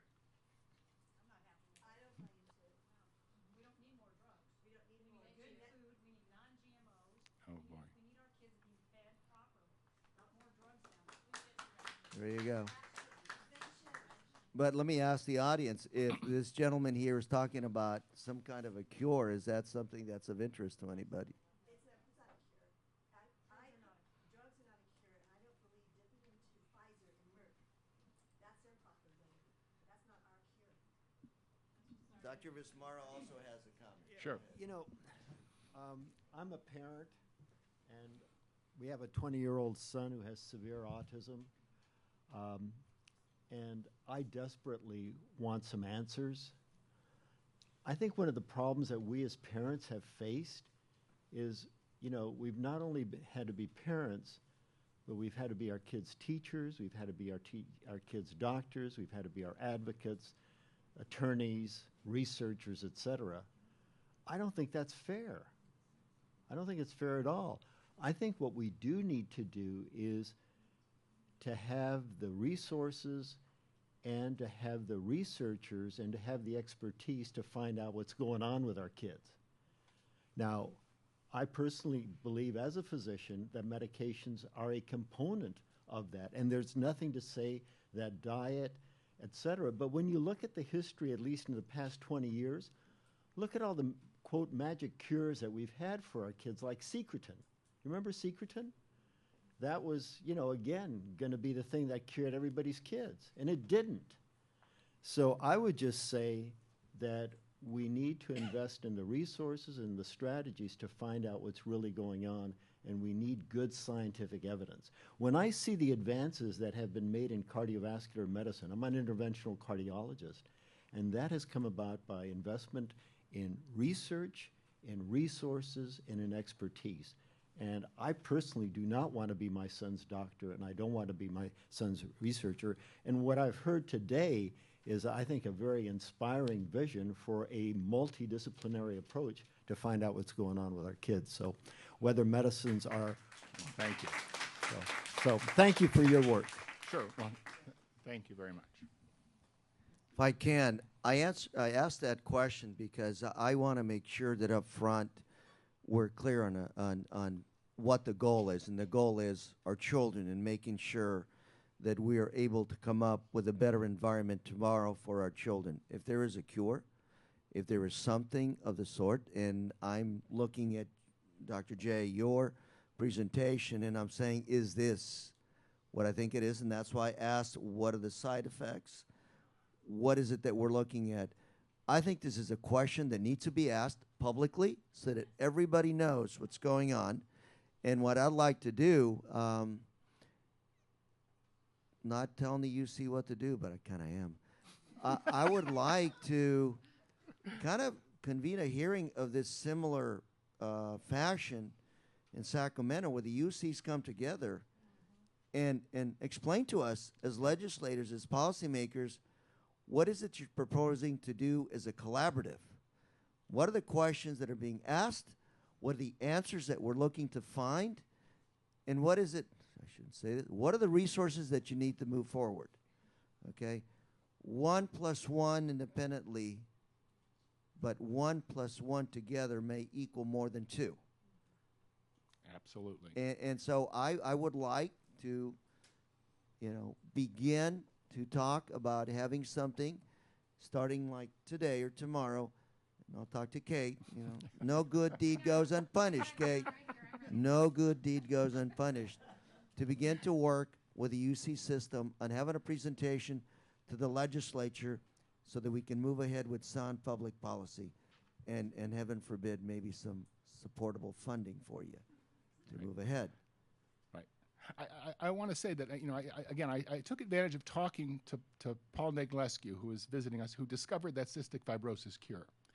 And this was novel in that a private foundation, the Cystic Fibrosis Foundation, supported this. And there was the same kind of controversy where the families all were saying, you know, this ain't going nowhere. And we need, you know, to be supporting the kids, keeping their lungs clear, getting them exercised, being all, but they realized there was a component of people who really said, look, we really have to go after this thing. We know what it is we have to go after, and they did it. And it has made a completely life-changing effect on those individuals that have been treated thus far. So I just wouldn't close your eyes to the hopes that these kind of molecular discoveries are really possible. I know it sounds, it is a very aggressive approach to trying to do this, but we can't wait. Who's going to keep paying these enormous escalating costs? How many more children, how many more families can go through this? I think something has to be done, and I don't think we should leave any stones unturned. And I thank you so much for your attention to all of this, and I realize I'm sticking my neck out. Well, Dr. J, let me just say that it's not a matter of you sticking your neck out. It's a matter that I and Senator Steinberg put this hearing together because we want to move forward. We want to explore every nook and cranny for a solution. And it's not going to be a magic bullet, but this could be one of the bullets in our arsenal to address this issue. And that's why I'm going to ask, and I'm going to go back and talk to Daryl, that we have the University of California as a system come in and tell us what you're going to start doing together. I think that's terrific. We'll Thank put the you so much. UCLA, Cal, Berkeley game to the side, and we're going to work together. Great. No, we're not going to include Stanford. It's inspirational. Thank you.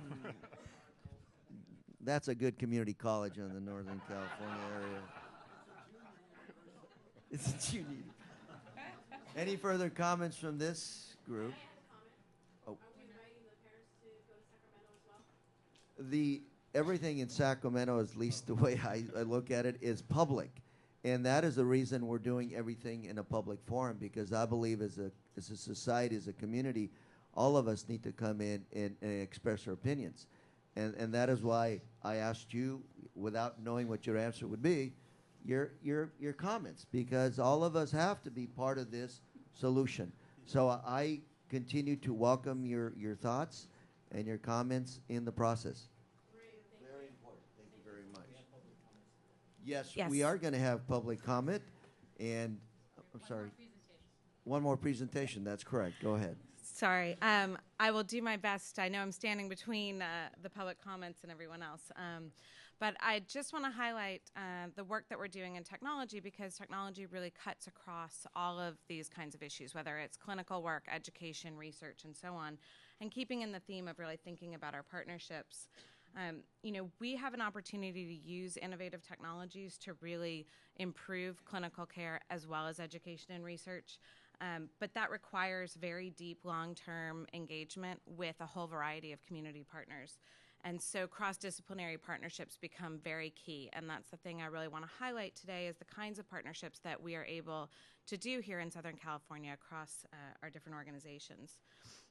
The first kind of partnership I want to talk about quickly is the easiest one for us academics to do, and these are within our universities. So you've heard a little bit about the way in which the UC is trying to come together, as well as things across different departments within the within UCI or with Chapman and other universities in the area. And these allow us to have this kind of cross-pollination of really good ideas, development of a variety of skills with our students as well as with our researchers. It also lets us, for me, raise awareness about autism with our engineering and computer science students, who we get, these great minds working on this important problem, as well as awareness about what technology can do amongst those people who may be more focused in the autism space. And one example of that kind of partnership I want to highlight is a competition that we started last year. It's now going to be an annual competition. We call it the Autism App Jam. It's a 2-week competition for university students in which they design and build and hopefully deploy an app for autism in that 2-week space. Autism students do it, or other students do it? So far, it's been largely UCI students, but that's actually one of the things that we're changing this year. So in 2013, we launched it. We didn't really know what kind of impact we would have. We've done similar competitions. Usually, we get about 60 students sign up. We had over 120 competitors this year. We also had more than 200 people attend from UCI and the surrounding community at the demo event. So we think we're on to something.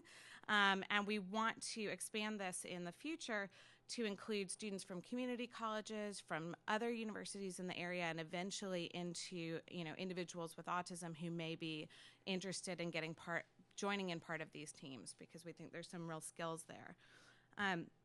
Half those teams are continuing their work and either have released their apps publicly or are in the process of doing so. There's also a few of them who have been picked up by some of our corporate sponsors, or they're working with disability services at UCI's campus, for example, or with K-12 public schools and private schools to field test their products. So we're really excited about the way in which these things are really stimulating what can be done and actually being pushed out there. So I would encourage all of you to check out the website and see the different products that are out there.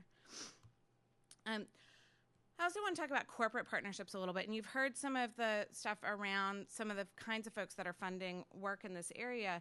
What's great from the technology standpoint is when we partner with corporations, and I'll tell you, Microsoft, Google, Nokia, all these guys are interested in this work, and they're sending us money, and they want to see new products developed in this space. It enables much stronger, more robust development work than we can do within the university. So their students are wonderful, researchers are wonderful, but our skills are not the same as professional software developers. So working with these corporate partners allows us to do some better work. We also can do something in reverse, which is when these companies are coming in and they're developing their apps, and I'm looking at the moms because I know you're in the App Store all the time, and it is saturated with things that are not necessarily empirically validated. And so what we can see is, as the FDA is starting to regulate health apps and other kinds of things are happening, we can start doing some of that research and validating their approaches, which has been a proven model in the pharmaceutical and medical device industries, and a way that we can enhance what's happening in the technology space. So in terms of that first model, in which we're working with companies to actually improve the products that are coming out of our labs, one example of that is the VidCoach app. So for those of you with transition age students, you can download this for free from the App Store right now if you want. Helps teach you how to do a job interview. So we saw that this just was not something that was out in the marketplace. We wanted to create this as part of a research endeavor, but we also worked with all these wonderful partners where Walgreens and Trader Joe's and these other kinds of groups actually helped supply us interview questions, helped draft us what it would look like. And they came and they helped us with the research evaluation. So we actually had the students conducting mock interviews with employers, then using the app for a month in between, and then doing more mock interviews. And it was that realism of having the actual employers come in, be committed to this process that improves our research, and I think improves that relationship between UCI, the K-12 transition programs, and our employers in the county. And we see, the research is good. Student missteps during job interviews are reduced. Student confidence with practice is increasing. All of these wonderful things that we want to see in our apps. In terms of the other model, I just want to highlight another project that we've got undergoing right now. This is a social skills game called Zodi's World. And Quicksilver Software, which is a company here in Orange County, has developed this. And it's designed to improve joint attention and social skills, which is a sort of open question as to whether a video game is actually going to improve social skills. There's some argument to be made that the reverse could happen. But we think that, there's a nice design there. This is something they developed out of their own passion and interest and brought to us and said, we don't know how to test whether or not this works empirically. So then we're turning around as researchers, partnering with the La Habra City School District, deploying it in their social skills curriculum, and doing a pilot research study to see if there's anything there that should really be looked at further. We see this as a pilot both for the research as well as for a model in which we can bring in these kinds of technologies into the center, make them available to the families, bring them into the K-12 schools, make them available, and actually have companies, partnering with us in this way. Which gets me to the last kind of partnership I want to highlight, which is our K-12 partnerships. I know that people are frustrated with schools sometimes, and sometimes we love our schools. It just depends on the week, I suspect. But I can tell you our partnerships with schools, what they do for us is, again, two things. One is they really enable us to take the designs that we're developing in our research labs and test them within the schools in the real environment, because we know they're not going to really work if we can't use them in the schools. They also allow us to collaboratively support the creation of technology-focused, evidence-based curricula. And when you look at the Common Core standards, you look at the California state standards around education, whether we're talking about our special needs kids or we're talking about regular education, technology is a key piece of that. And so we really need to understand how we can create these curricula in a rigorous way. So again, I'll show you the first kind of pattern. VSCAT is an example of a project that we created in the lab. We wanted to understand how we could change these paper-based, laminated, Velcroed visual schedules that you see in every classroom into something a little bit more dynamic that gives you faster, easier interactions, automatically does some skill scaffolding so as the students develop, the system develops along with them, and embeds the record keeping. So we take our teachers out of this role of having to document goals all the time and be so worried about the IEP, and put them back into a role in which they can focus on teaching, because the computer's taking care of measuring the outcomes for us. This again was a partnership with our local schools in North Orange County. We evaluated this over a couple of years in 2 classrooms, and over dozens of interviews, software logs, hundreds of hours of observation, and so on. What we see is when you're using these kinds of tools, we get a substantial reduction in the time to transition between activities. So that sort of chaotic moment where students are trying to get from one educational activity to another. We also see a substantial reduction in prompting, which frees up the teachers to do other kinds of things. And what's most exciting to me about this is that it's not that we just transferred the prompting from the teacher to the device. If we measure device prompting as well, that also goes down. So the students are actually acting more independently. We're also improving teacher communication, student socialization, and so on. Okay, and the last project I want to highlight is really this one that's very focused on the curricular development. And this is about transition students, and you heard Joe talking about our interest in expanding into transition more so. And many of our transition partners are actually in the room, so I'm excited that they're here. This is a partnership with a whole bunch of school districts, as well as the Department of Rehab and the regional centers, as well as assistive technology specialists. And the idea is that we can use technology in transition activities, and we all do it, right? You're probably here because your phone told you that you had a meeting here. So you're using an assistive technology currently in your employment. And that's the kind of model that we want to push out into these students. So we have action plans around the use of iOS devices, distribution of the devices from a whole bunch of different sources, and our partners in the schools are incredible at finding SSI funding, DOR funding, all of these other kinds of options. And then we do workshops throughout the year around device use and work transition.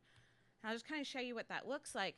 It's a very hands-on instruction model with lab-style breakouts, and we bring UCI students, assistive tech specialists, staff from the schools, as well as students and sometimes parents, come together in one place, work through different kinds of apps that you might use for transition, some of which may be autism focused, but many of which are just things that anyone could use, but they're helpful in employment.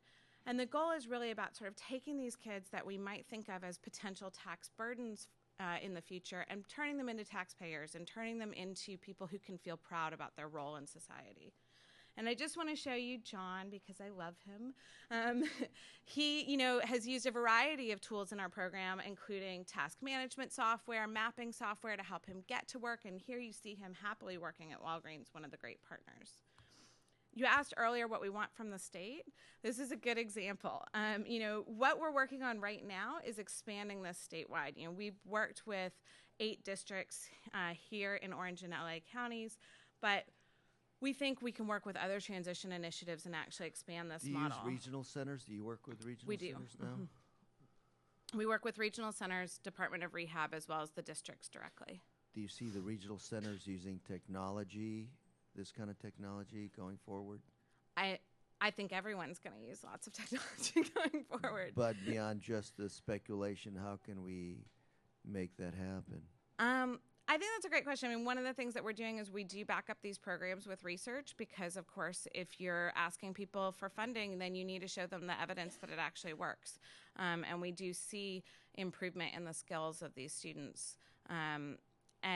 Also one of the things I didn't really talk as much about is, with our staff members that join these trainings, sometimes they're a little apprehensive. You've got teachers or transition specialists or regional center workers who maybe are not as technically skilled as they might like to be even, and they're a bit nervous. And when they come through the workshops and they're working with the students, we see real improvements in their experiences, and they come back and in surveys tell us they're feeling much more empowered and they're excited about the possibilities of what technology can do. Thank you. Go ahead, Ed. Louis, I'm sorry. Thank you. And what regional centers are using your technology? And I ask this question because I've staffed 3 different bills over the past 3 years to promote the use of technology among regional centers, because I agree completely with you in terms of the importance of it, the applications, and yet for a variety of reasons, which I'd like to discuss with you offline, those bills were passed by the legislature but not signed by the governor, and it was largely because of DDS. Yeah. So do you have regional centers who are embracing your technology that we could work with in the future? Yes, I think some of the challenges, I'm just speculating a little bit, but I think some of the challenges here might be there's a question of who pays for it, and then there's a question of whether you want to use it. So we have some really incredibly creative partners who are getting money out of, for example, their TPP grants, or they're getting money from SSI and other places, and they're not necessarily asking for huge investment from the regional centers. And No, so but my question is, which regional centers are using your technology? just Orange County? Yes, just Excellent. Orange County. Okay, That's well, what I wasn't sure about. Excellent. I'd love to talk to you and find out how we can expand that. Thank you. Thanks. Sorry, you may continue.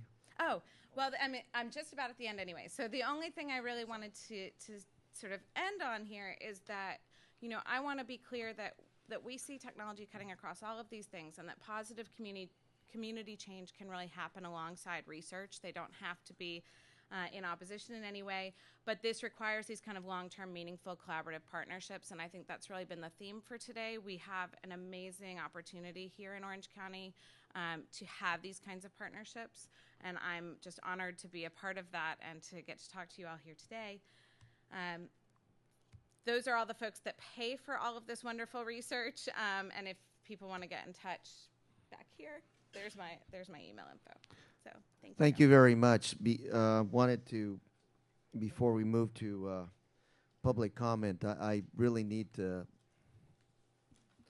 thank some of the people that made this event possible. Kate Clemo, Assistant Vice Chancellor and Government Relations all around, UC Irvine, go Anteaters. Jennifer Smith and Sophie Embry.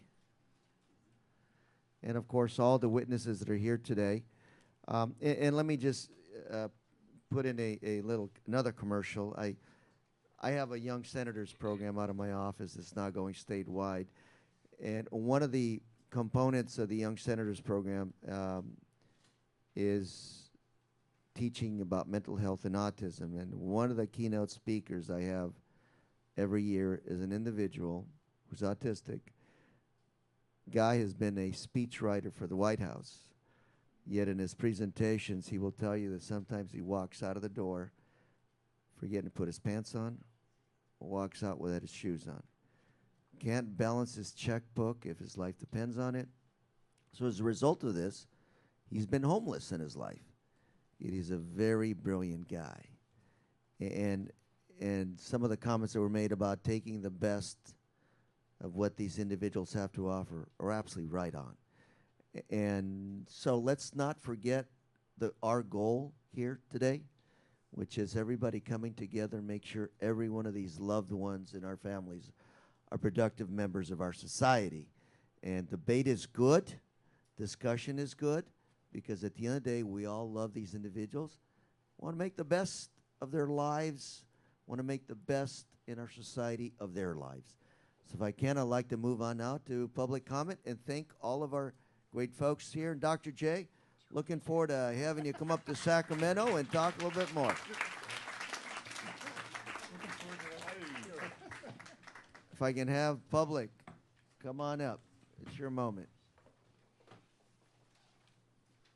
And there's a microphone to your left, my right. Yes? If you can write down who you are, who you represent, and your contact information for our records, please. I'm checkmated.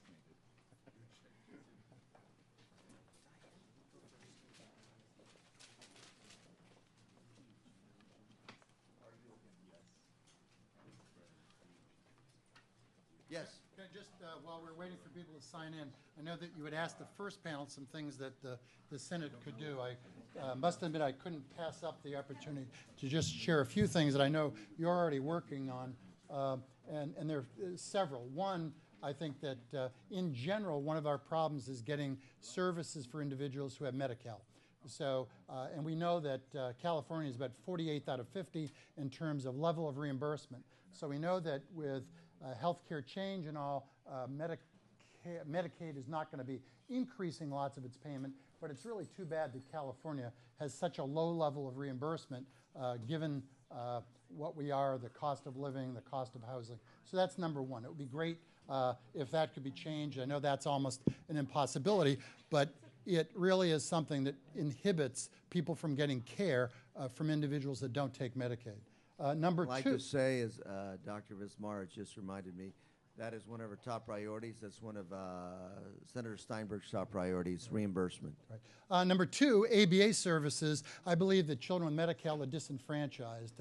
I know Louisiana and Florida have sued to make sure that Medicaid in their states pays for ABA. I know you're trying to get this passed, but I just wanted to state that it really is very distressing when we have about 48% of the children we care for have Medicaid or other government providers, and they cannot obtain ABA because the parents can't afford it and their insurance doesn't pay for it. Thank you. That is an important one.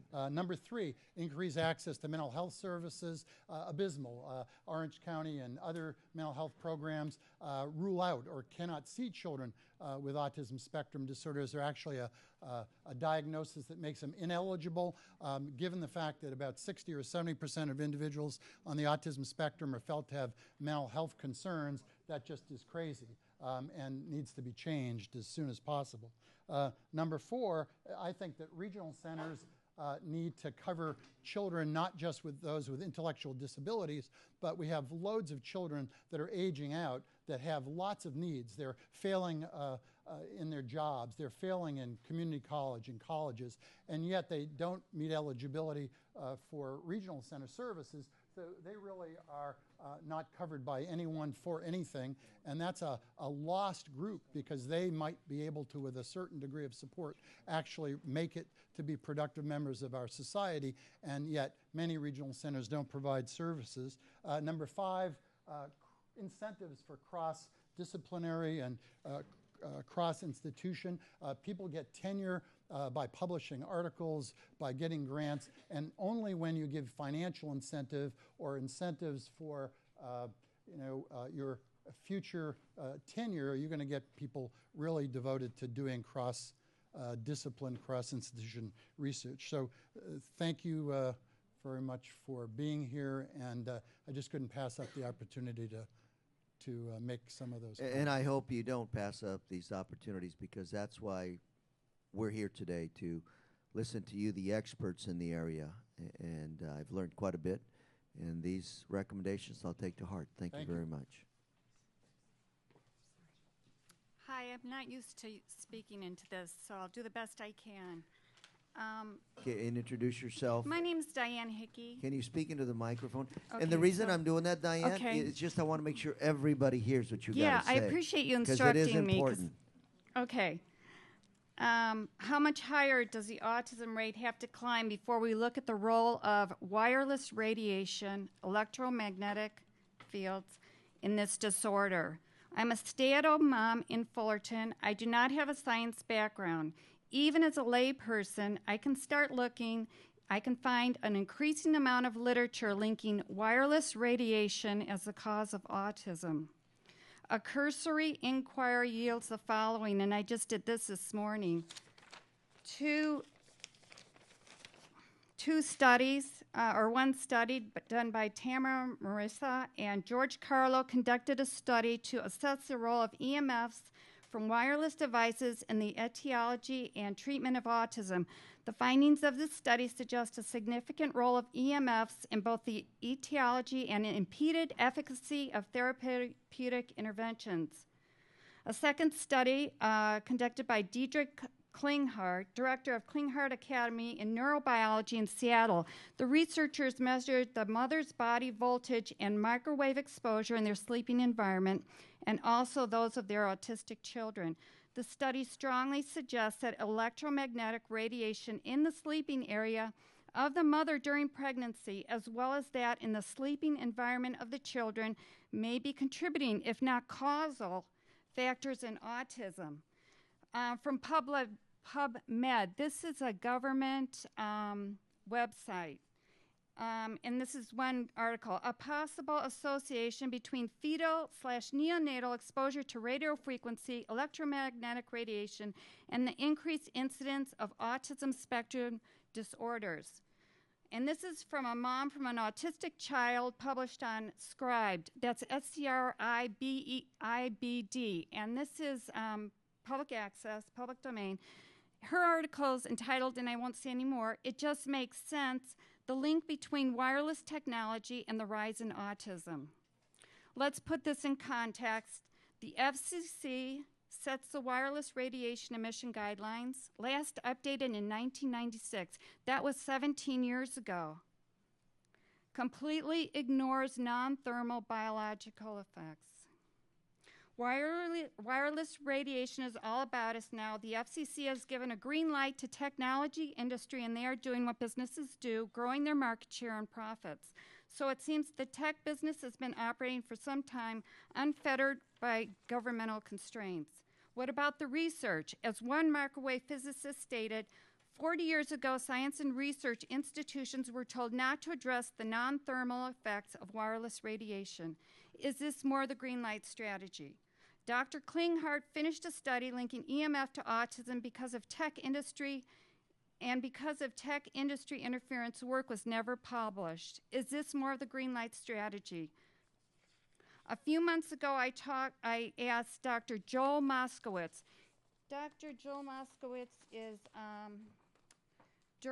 Director, Center for Family and Community Health, UC Berkeley Prevention Research Center, School of Public Health, University of California, Berkeley. And I asked him to get the autism/EMF hypothesis researched and studied, and he gave me his response. Hi, Diane. Blah, blah, blah. You are proposing a series of case studies, which might be a good start. However, a case control study would yield more compelling evidence. You need to find a researcher with substantive expertise in autism and link this person up with someone with epidemiologic expertise in EMF research. The biggest problem would be find source of funding. From what I've heard, foundation and government support for such a study is unlikely at this time. Perhaps if you can enlist the major researchers to do the study, a Kickstarter campaign directed to parents of children with ASD might work. Joel. Okay, I propose that this Senate committee get in touch with Dr. Moskowitz, get the names of the researchers with substantive expertise in autism and epidemiologic expertise in EMF research. There is not a minute to waste. I have been an expectant mother 3 times. With the ever-increasing rates of autism, I cannot imagine how heavy the prospect of having an autistic child must weigh on the mind of an expectant mom. I'm going to leave you with this quote from Albert Einstein. By academic freedom, I understand the right to search for the truth and to publish and teach what one holds to be true. This right also implies a duty. One must not conceal any part of what one has recognized to be true. It is evident that any restriction of academic freedom serves to restrain the dissemination of knowledge, thereby impeding rational judgment and action. Now, Dr. Moskowitz is where? He's at UC Berkeley. Good, UC system. This is good. Yeah. Thank you very much. You're welcome. Thank you for the time. Thank you. Hello, my name's Alfredo Gutierrez. I'm a Fullerton resident. I'm also against what I'm truly against is Wi-Fi in the school systems and exposing women, pregnant women to Wi-Fi. There were cell phones on their lap, and everything what Diane just spoke about. But I also, my heart goes out to a lot of the parents who have children with autism. But I also like to ask a lot of you researchers, if anybody is looking at things like these as Wi-Fi, but also looking at the food supply. And I know as a representative, you are exposed to lobbyists from different organizations and institutions. And I hope that that your funding will go directed towards the research and the origin of autism, because a lot of this autism is coming from, fairly recent, and the numbers are growing. And I think nobody here today really addressed or gave any time to the idea that maybe it's what we're doing. And it's what we're eating, we're consuming, what we're exposing ourselves to. And I think that that's real important. I commend a lot of the people who do the support work for families and the education and the research. But I hope that a lot of the funding goes towards understanding what the causes are and what we're doing as a society with the products we produce, with the products the food we consume, and also be really honest about it and understand that some industries will be affected negatively or financially. But I think that our children are much more important. And just to quote Oscar Wilde, they know the price of everything but the value of nothing. Thank you. Thank you very much. And as I was consulting with Dr. Vizmara, trying to remember the name of that federal study that's going to be following National Children's Study, which is actually going to be following families, what they eat, where they grow up, the environment, trying to find out what the cause is between the environment and the actual other things that may happen throughout the life of these families. So some of the progress is already being at the federal level. And I know here in California, I think we were chosen for a couple of those research centers, and they're all throughout the country. Thank you. Yes, sir. Good afternoon, Senator. Thank you for having me. Welcome, ladies and gentlemen. My name is Joe Imbriano. I run a website called thefullertoninformer.com. I've been running this site for about 8 months, and I'm here to talk about prevention, ladies and gentlemen. I sincerely and firmly believe that the autism epidemic is a direct result of three things: electromagnetic exposure of microwave radiation of the fetus in the womb and in the cradle. It is a direct result of a birthing procedure called clamping the umbilical cord before the placental transfer of blood is completed.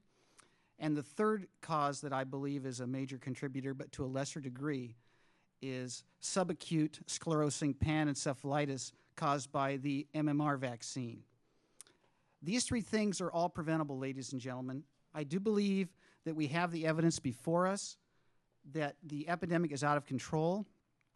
I want to commend the people in this room that have taken the time to try to find a way to stop the ongoing damage to society that these symptoms and these children are being subjected to. It's noble to look for a magic bullet to cure what has already been damaged. But I'm here today to tell you folks that I believe we can stomp this thing out completely. And I believe that if we limit our microwave exposure to our pregnant women, that means the laptop needs to get off the lap. These routers need to get out of these rooms. They need to get out of the classrooms. The iPads need to get out of the laps of these kids. The gaming controllers, which emit microwave radiation, even when you shut the things off, the Xbox is still transmitting a Wi-Fi signal unless you unplug the thing. I got children in the Fullerton School District. I've pulled them all out because of the wireless levels in these classrooms sitting in the back of the room. They're the same as having a cell phone right next to your head all day long. Nobody in this room thinks having a cell phone on all day long for a 5-year-old in kindergarten is healthy, but that's what they're doing 35 times over in these classrooms. We've got to look at this mechanism that I've proposed, which has been called pseudoscience. Everybody says that microwave transmissions are of a power level that are too low to cause any type of genetic mutations. I'm here to tell you that they can in the presence of metals. It's called amplification. You stick a fork in a microwave, you can spend $80 at Walmart and get yourself a microwave. You can take 110 volts coming to that wall, stick a fork in the thing, turn it on, and you get 1,000,000 volts off the tip of that fork. It all depends on the surface area and the configuration of the metals and the reaction with which the microwave energy level is absorbed and transmitted and transferred to the developing brain, the developing intestinal flora in the child, creating the gluten allergies because it selectively kills off certain strains of the intestinal flora. I could go on, folks. I'm not going to go past my 3 or 4 minutes. TheFullertonInformer.com is my website. And if anybody has any questions, I have handouts. And thank you. And I hope we all work together in putting an end to this needless tragedy. Thank you. Thank you. Yes, we do need to work together. Good morning. Good My morning. name is Amy Westling. I'm from the Association of Regional Center Agencies. The Association of Regional Center Agencies, also known as ARCA, represents the network of California's regional centers that advocate on behalf of and coordinate services for over 260,000 Californians with developmental disabilities, including more than 65,000 with autism spectrum disorder or ASD. There have been significant gains in the development of interventions for children with ASD, and the work has shown that while some interventions for children with ASD are similar to those for children with other developmental disabilities, many strategies are unique to those children with ASD and address core deficits in communication and social interaction. Research has also shown that treatment is most effective when provided as soon as delays suggestive of potential ASD are detected. In the 2011-2012 fiscal year, less than 20% of individuals with an ASD diagnosis supported by the regional centers were over age 22. That means we have an impending bubble of young adults coming up into our service system. As individuals with ASD age out of the school system and seek to move out of their family homes, further their education, develop skills to live independently, and develop work skills, resources to support them in adulthood must be developed to meet the increased demand. Just as research has shown that with children, adults diagnosed with ASD are able to utilize some services that others with developmental disabilities can utilize, but also need specialty services and supports to meet their unique needs associated with their unique diagnosis. As Dr. Donnelly noted earlier, additional research is needed to determine best practices for supporting individuals with ASD in adulthood. In recent years, cost savings measures have led to a prohibition on regional centers providing financial startup assistance to programs targeting anyone other than those exiting state developmental centers, and to restrictions on the rates regional centers can negotiate for new programs. These changes have limited service innovation and increased the difficulty of securing services for those with the most complex behavioral support needs.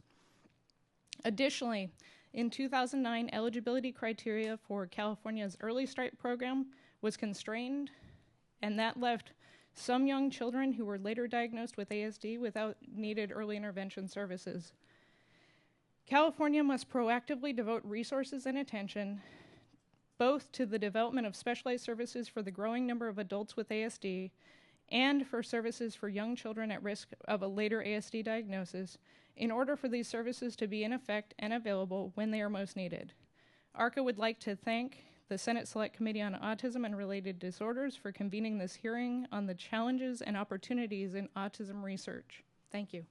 Thank you very much, and I just wanted to say that you hit an issue that was kind of touched upon as an ancillary issue, but the adult children in autism spectrum, and as a society, consumer protection, contracts, and you know, there's always a person born out there that's ready to take advantage of somebody else. Housing, employment, these are all issues that we won't address today, but issues that are in the mind of this committee and others. So thank you very much. Fantastic. And if at any time you would like to discuss it further, feel free to give us a call. Thank you very much. Thank you. Hello, my name is Royce Sigurd. I work with New Horizons, which is one of those service providers generating a lot of fees to help take care of the population. I was very, before I talk more about what we're doing, just give a little bit of hope to parents. My mother had a cancer, and I was discouraged because they were taking so long. She had breast cancer, and they're taking so long to try to identify exactly what was going on. Part of the reason why they took so long is they wanted to identify exactly what type of cancer it was so that they could give exactly the right type of treatment. And if the research we heard about today is consistent with what's happened in the field of cancer, then I think that that would be an excellent thing to have happen. So I would encourage you, as you have the hearing, that if there are some of the examples that were learned from, if this is consistent with that, that would be excellent to hear some of those examples, just so that people can see that process of research. Anyways, back to my world and things that I'd like to share today. Well, I came to my organization about 1.5 years ago, and we offer traditional programs that organizations like mine do. We have residential programs. We have 72 beds and 12 group homes. We have supported living, where we help people live in their own independent setting. We have day programs. We have a sheltered workshop. We have supported employment programs. So we try to help people get employment and be able to help support themselves. What I found when I arrived was some interesting things. There was an individual who was doing shipping labels at a low wage, but in his off hours, he's a computer hacker. He's brilliant. Okay, found another individual who went out and we helped him get a job out at Kinko's, customer service. But what did he do in his spare time when he didn't have anything to do? He went over to the computer and he was doing computer graphics, and they changed his job title and had him do some amazing things. So that started me researching what's going on out in the world, and I found some really interesting pioneering efforts that are going on. And so we as an organization have committed ourselves to developing a technology training program, much as you had the last speaker, Dr. Hayes, talk about. So we are creating today. We're getting the server installed and setting up the switch. We have Moodle being installed, just like college campuses do today. We're going to have a self-paced training program. Individuals, whether they want to learn how to build apps or games or websites or do animations, do video editing, we're going to have it structured so that they can be learning better skills and be able to get better jobs. So I just wanted to provide a little bit of hope out there that for at least those who are in the pipeline and that are going to be coming out from the K-12 system, that there are some groups that are doing some forward thinking and trying to come up with some better solutions than what has been around for a while, and provide better opportunities for the future for people with ASD. New Horizons. That's a great, great story, because I think, like many of us in life, you're trying to figure out what you're going to do when you grow up, and more importantly, what am I going to be good at? What do I like to do?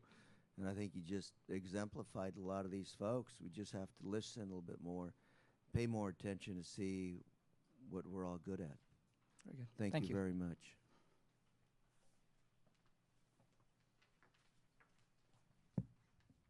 Welcome. Thank you, Senator. Thank you for being here and giving me the opportunity to speak. No, thank you. And for the other parents to state their stories and the causes. I am a mother of a child with autism, and thanks to AB 946 that was signed into law, then we are now moving towards early intervention, and my child will be 12 years old in a couple months. So I do know the impact of not having a child diagnosed early and getting those services. Now, I've heard the stories regarding Medi-Cal and Healthy Families, but I fought with Kaiser Permanente to get the services. And it wasn't until it was signed into law that all the services were authorized for treatment. And again, he'll be 12 in 2 months. So this is what I feel as a parent of a child with autism. I know through the struggles these past 12 years, this is what children with autism need, early intervention. We really need to focus on getting infants assessed. We need to implement services for them. We need oversight in special education. The last thing that a parent needs is to be fighting a school system. I don't think that a child should have to have an attorney in order to get public education. And that's what it takes sometimes. And still then they fail. So I've had to pull my son out of the public brick and mortar school due to the fight and due to them failing him in academics in all areas of need and denying him the services that he needs. And let me just state here, again, I've heard the researchers and scientific methods. This is what my child and I feel children with autism don't need. They don't need pills. They don't need more vaccines. And there's a big push right now for more and more vaccines and for a flu shot. I think in the last year, I felt the push every time I have to take him in to see his pediatrician or to see a specialist.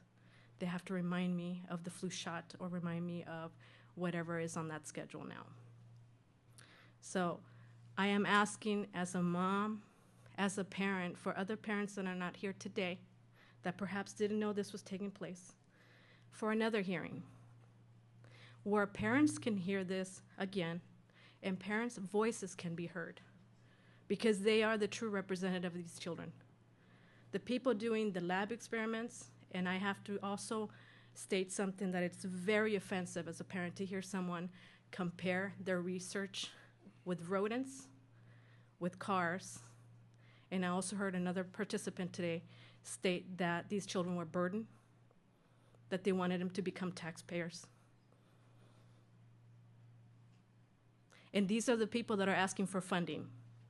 The funding needs to go to treatment. The funding needs to go to the kids. We already know that ABA works. We already know that other treatments work.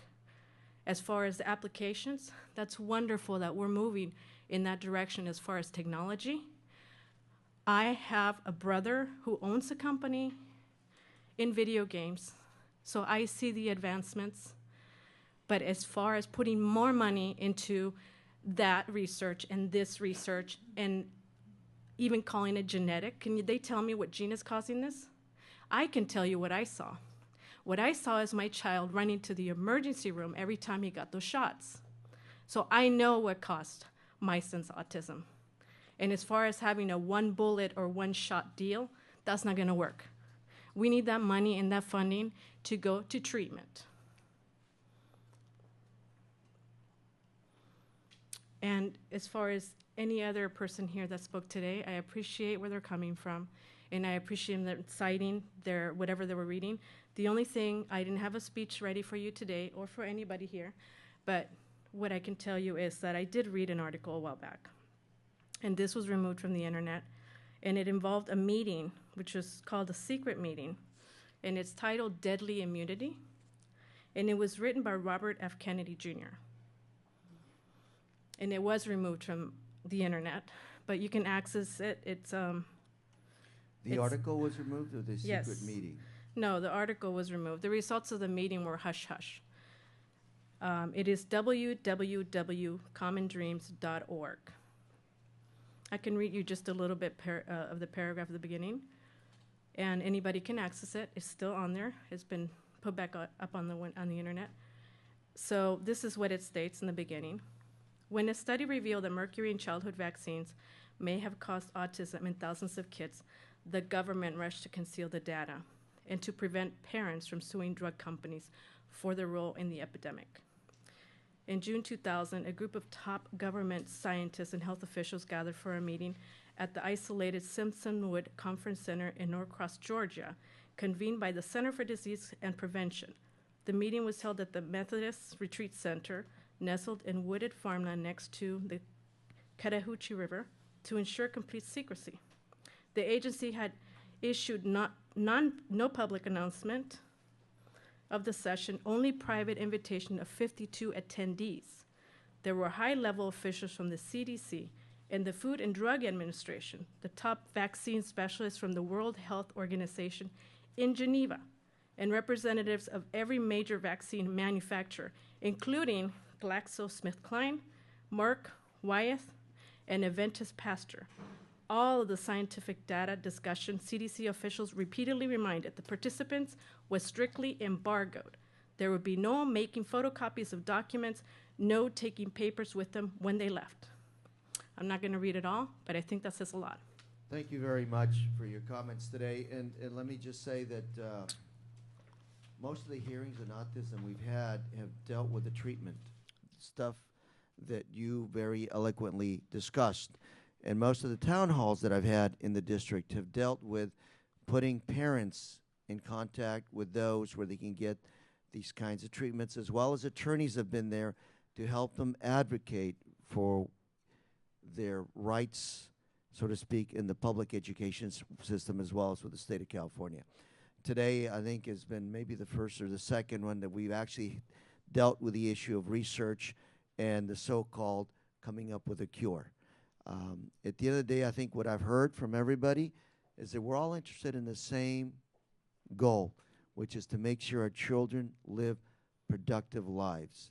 And I say productive not in the scheme of taxpayer, but in the scheme of being independent, because the one common element I think all of us share is our love and our passion for our children. That is something all of us share.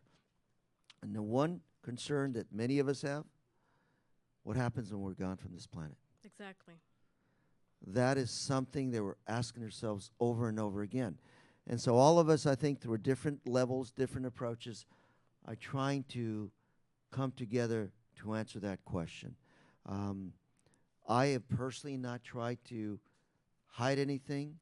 All of this information, as Dr. Vismara reminded me, is on our Senate committee website. This hearing will be on the Senate committee website. The issues of vaccines, mercury, have been debated in the Senate in Sacramento many times, as well as they should continue to be debated and readdressed over and over again. And if there's any issues that you think that are being concealed, bring it forth. This is not about hiding the ball, at least not from my perspective. And I so again, appreciate that.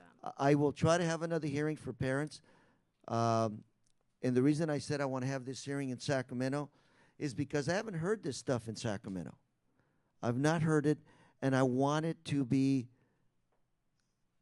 brought to the spotlight in Sacramento. I want to make sure, again, as one of the presenters said, no stone is left unturned as we look for solutions to the issue of autism and mental health. So thank you very much for being here, and consider me as a friend and as a partner as we continue to address this issue. And I All will. of you, thank I you. will, Senator. Thank you so Research, much. parents, everybody. And in closing, I'd like to state too that the word independence cannot take place without a support system. And therefore, these children do need to be taught everyday tasks, going back to ABA and therapeutic intervention. That's why my heart goes to the hot topic issue of where the funding is going. The funding absolutely needs to go to the kids first, and we already know that it works. I don't have 20 years to wait for these researchers and scientists to find a gene. I already know what caused my child's autism, and I know what therapies work. And thanks to AB 946, we're moving forward with this. Thank you. Thank you, and Senator. if I had more time, we'd talk about those other issues, which are support services. And it's not only funding, but also, I have to tell you, it's a state of mind in our society.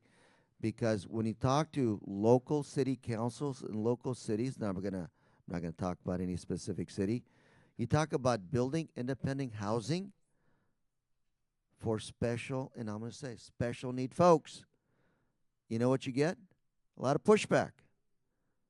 So funding is one element. The other one is the state of mind as a society to say, these are our loved ones.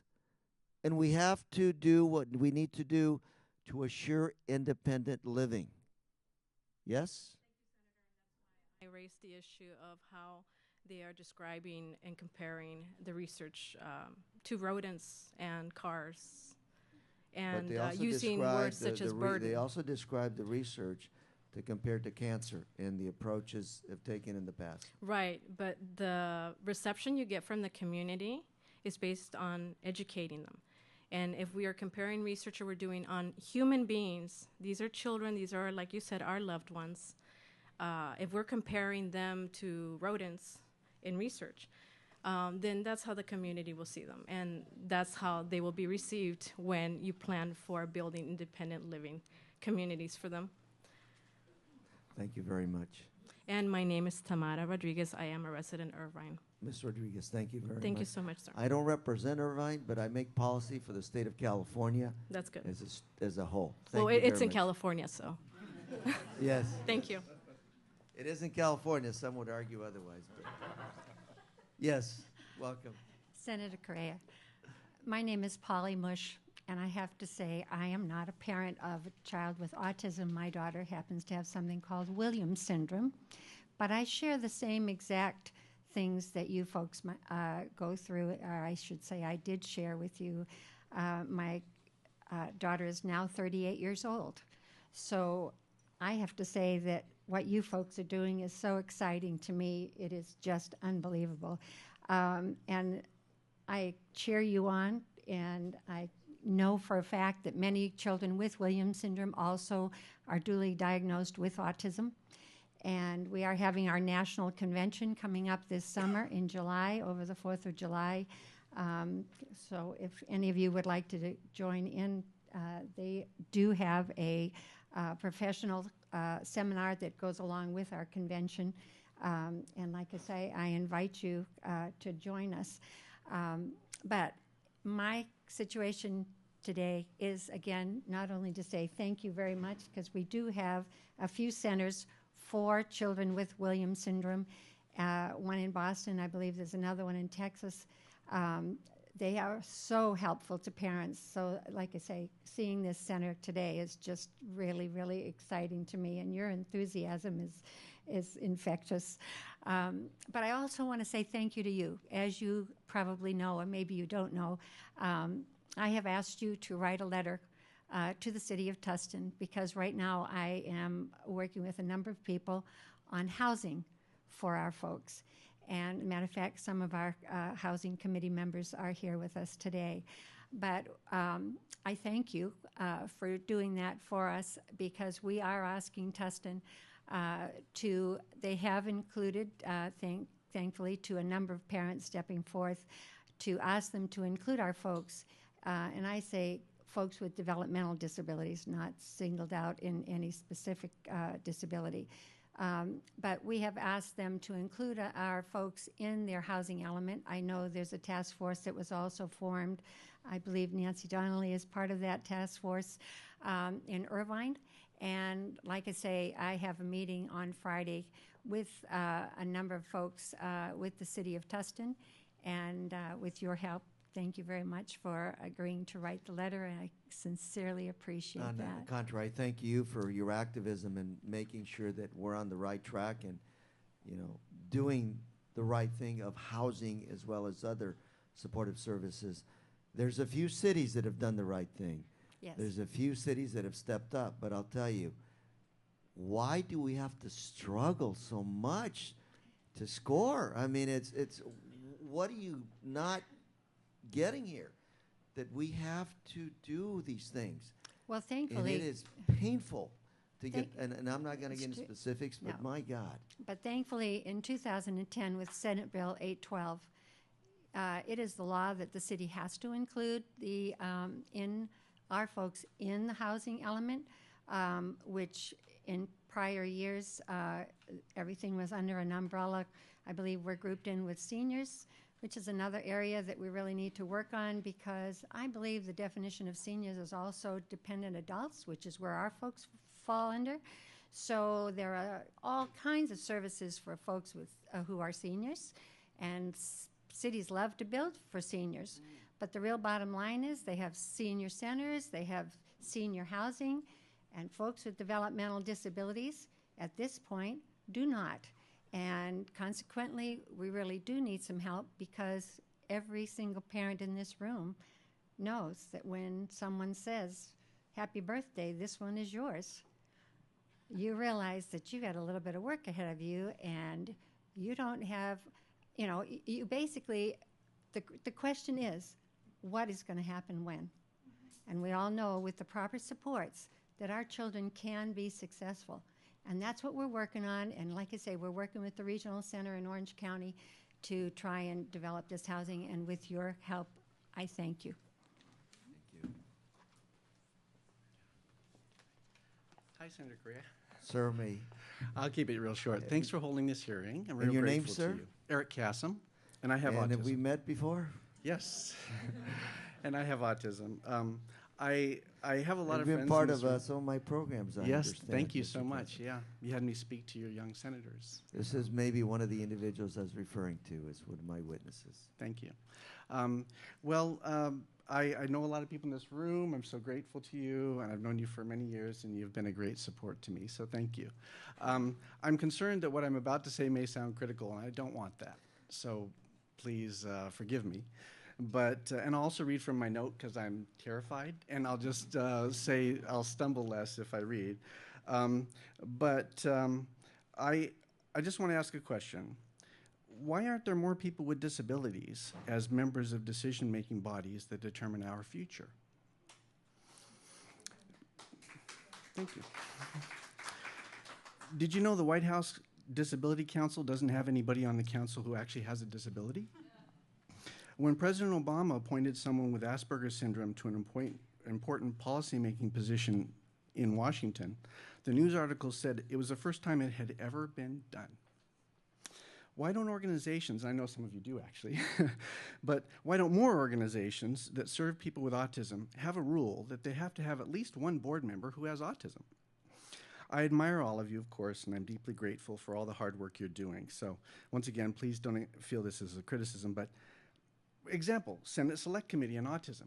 Do you have anybody on the Senate Select Committee that actually has autism? Nobody has admitted to that yet. Okay, well. I'm sure there's some of us. Why else would you run for office? Undiagnosed. But if not, I'd like to volunteer. So that's just my 2 cents on that topic. We Thanks so actually much. don't, although none of the members, the Senate Select Committee is limited to elected members, so we have no. Of course, oh, sure. But we do have a number of task forces, and we actually specifically do have individuals with autism. One of them who immediately comes to mind actually was an employee of New Horizons, Jay Litton. And I don't know if you, so we actually do so, and we certainly would continue and applaud you for bringing that to our attention. If you need any people. So Let me have anyway, your card. I will. Thank you so much, everybody. And you see, this is exactly what we need to hear, because sometimes the parts of the solution are so obvious that we overlook them, and having this kind of input is what public hearings are all about. Yes. Also, in fact, when Jay was at the University of California, Davis, he actually started a student-run and student-organized organization for not only individuals who were on the spectrum, but individuals who were interested in interacting. And again, this is something that I think could certainly merit replication at all of the UC campuses as well. And I could put you in touch with the folks who are at UC Davis in terms of their infrastructure, their organization. And now I think they have about 500 individuals who are a member of this organization. So I think that's a great idea. And again, another model that could and should be replicated throughout the UC system. And Eric, let me just say, half joking, half serious, are there any members of the legislature, and I come back to the issue of mental health, which is the studies say 1 out of every 3 of us will eventually in their lifetime need some mental health intervention. And so are there individuals with these kinds of disorders in the legislature? Probably. Are there individuals in the legislature that these issues are very, very near to their heart? Guaranteed that there are. So to answer your question, keep at it, keep plugging at it. As long as we work together and as long as you have concerned parents, concerned citizens that are watching over our shoulder to make sure that we're doing the right thing, we will do the right thing. So thank you very much. Your comments also brought another issue that's very near and dear to my heart, and that is that, from my opinion, autism and other developmental disabilities are really part of our diversity. And I think a lot of times when we speak of diversity, we often think of ethnicity or race or religion or whatever. But I think it's also an important issue in terms of how we view the world. Senator Steinberg frequently speaks of how he initially became involved on issues of developmental and other disabilities, and that is when in the late 70s and early 80s he was a student at University of California at Berkeley, and living in a dorm. It happened that there were many students with disabilities who were in the dorm, and what impressed him from the very moment he started living there and interacting with them was not their disabilities, but their abilities and how they were regular students, how they would get upset when Stanford would beat Cal at every big game, and you know, and how they really cared about all of those issues. And so when in his career in public office at UC Davis Law School and then on the city council, he saw that there were these artificial barriers that were being contrived and were in place, perhaps out of inertia or for whatever reasons, that were barriers. He could not tolerate that, and that really began one of his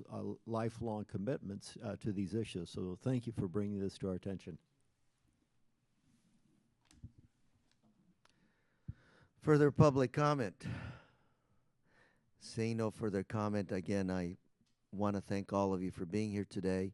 And again, I'm looking forward to hearing the University of California make this presentation at the Sacramento level. And Dr. J, again, looking forward to readdressing your fine research.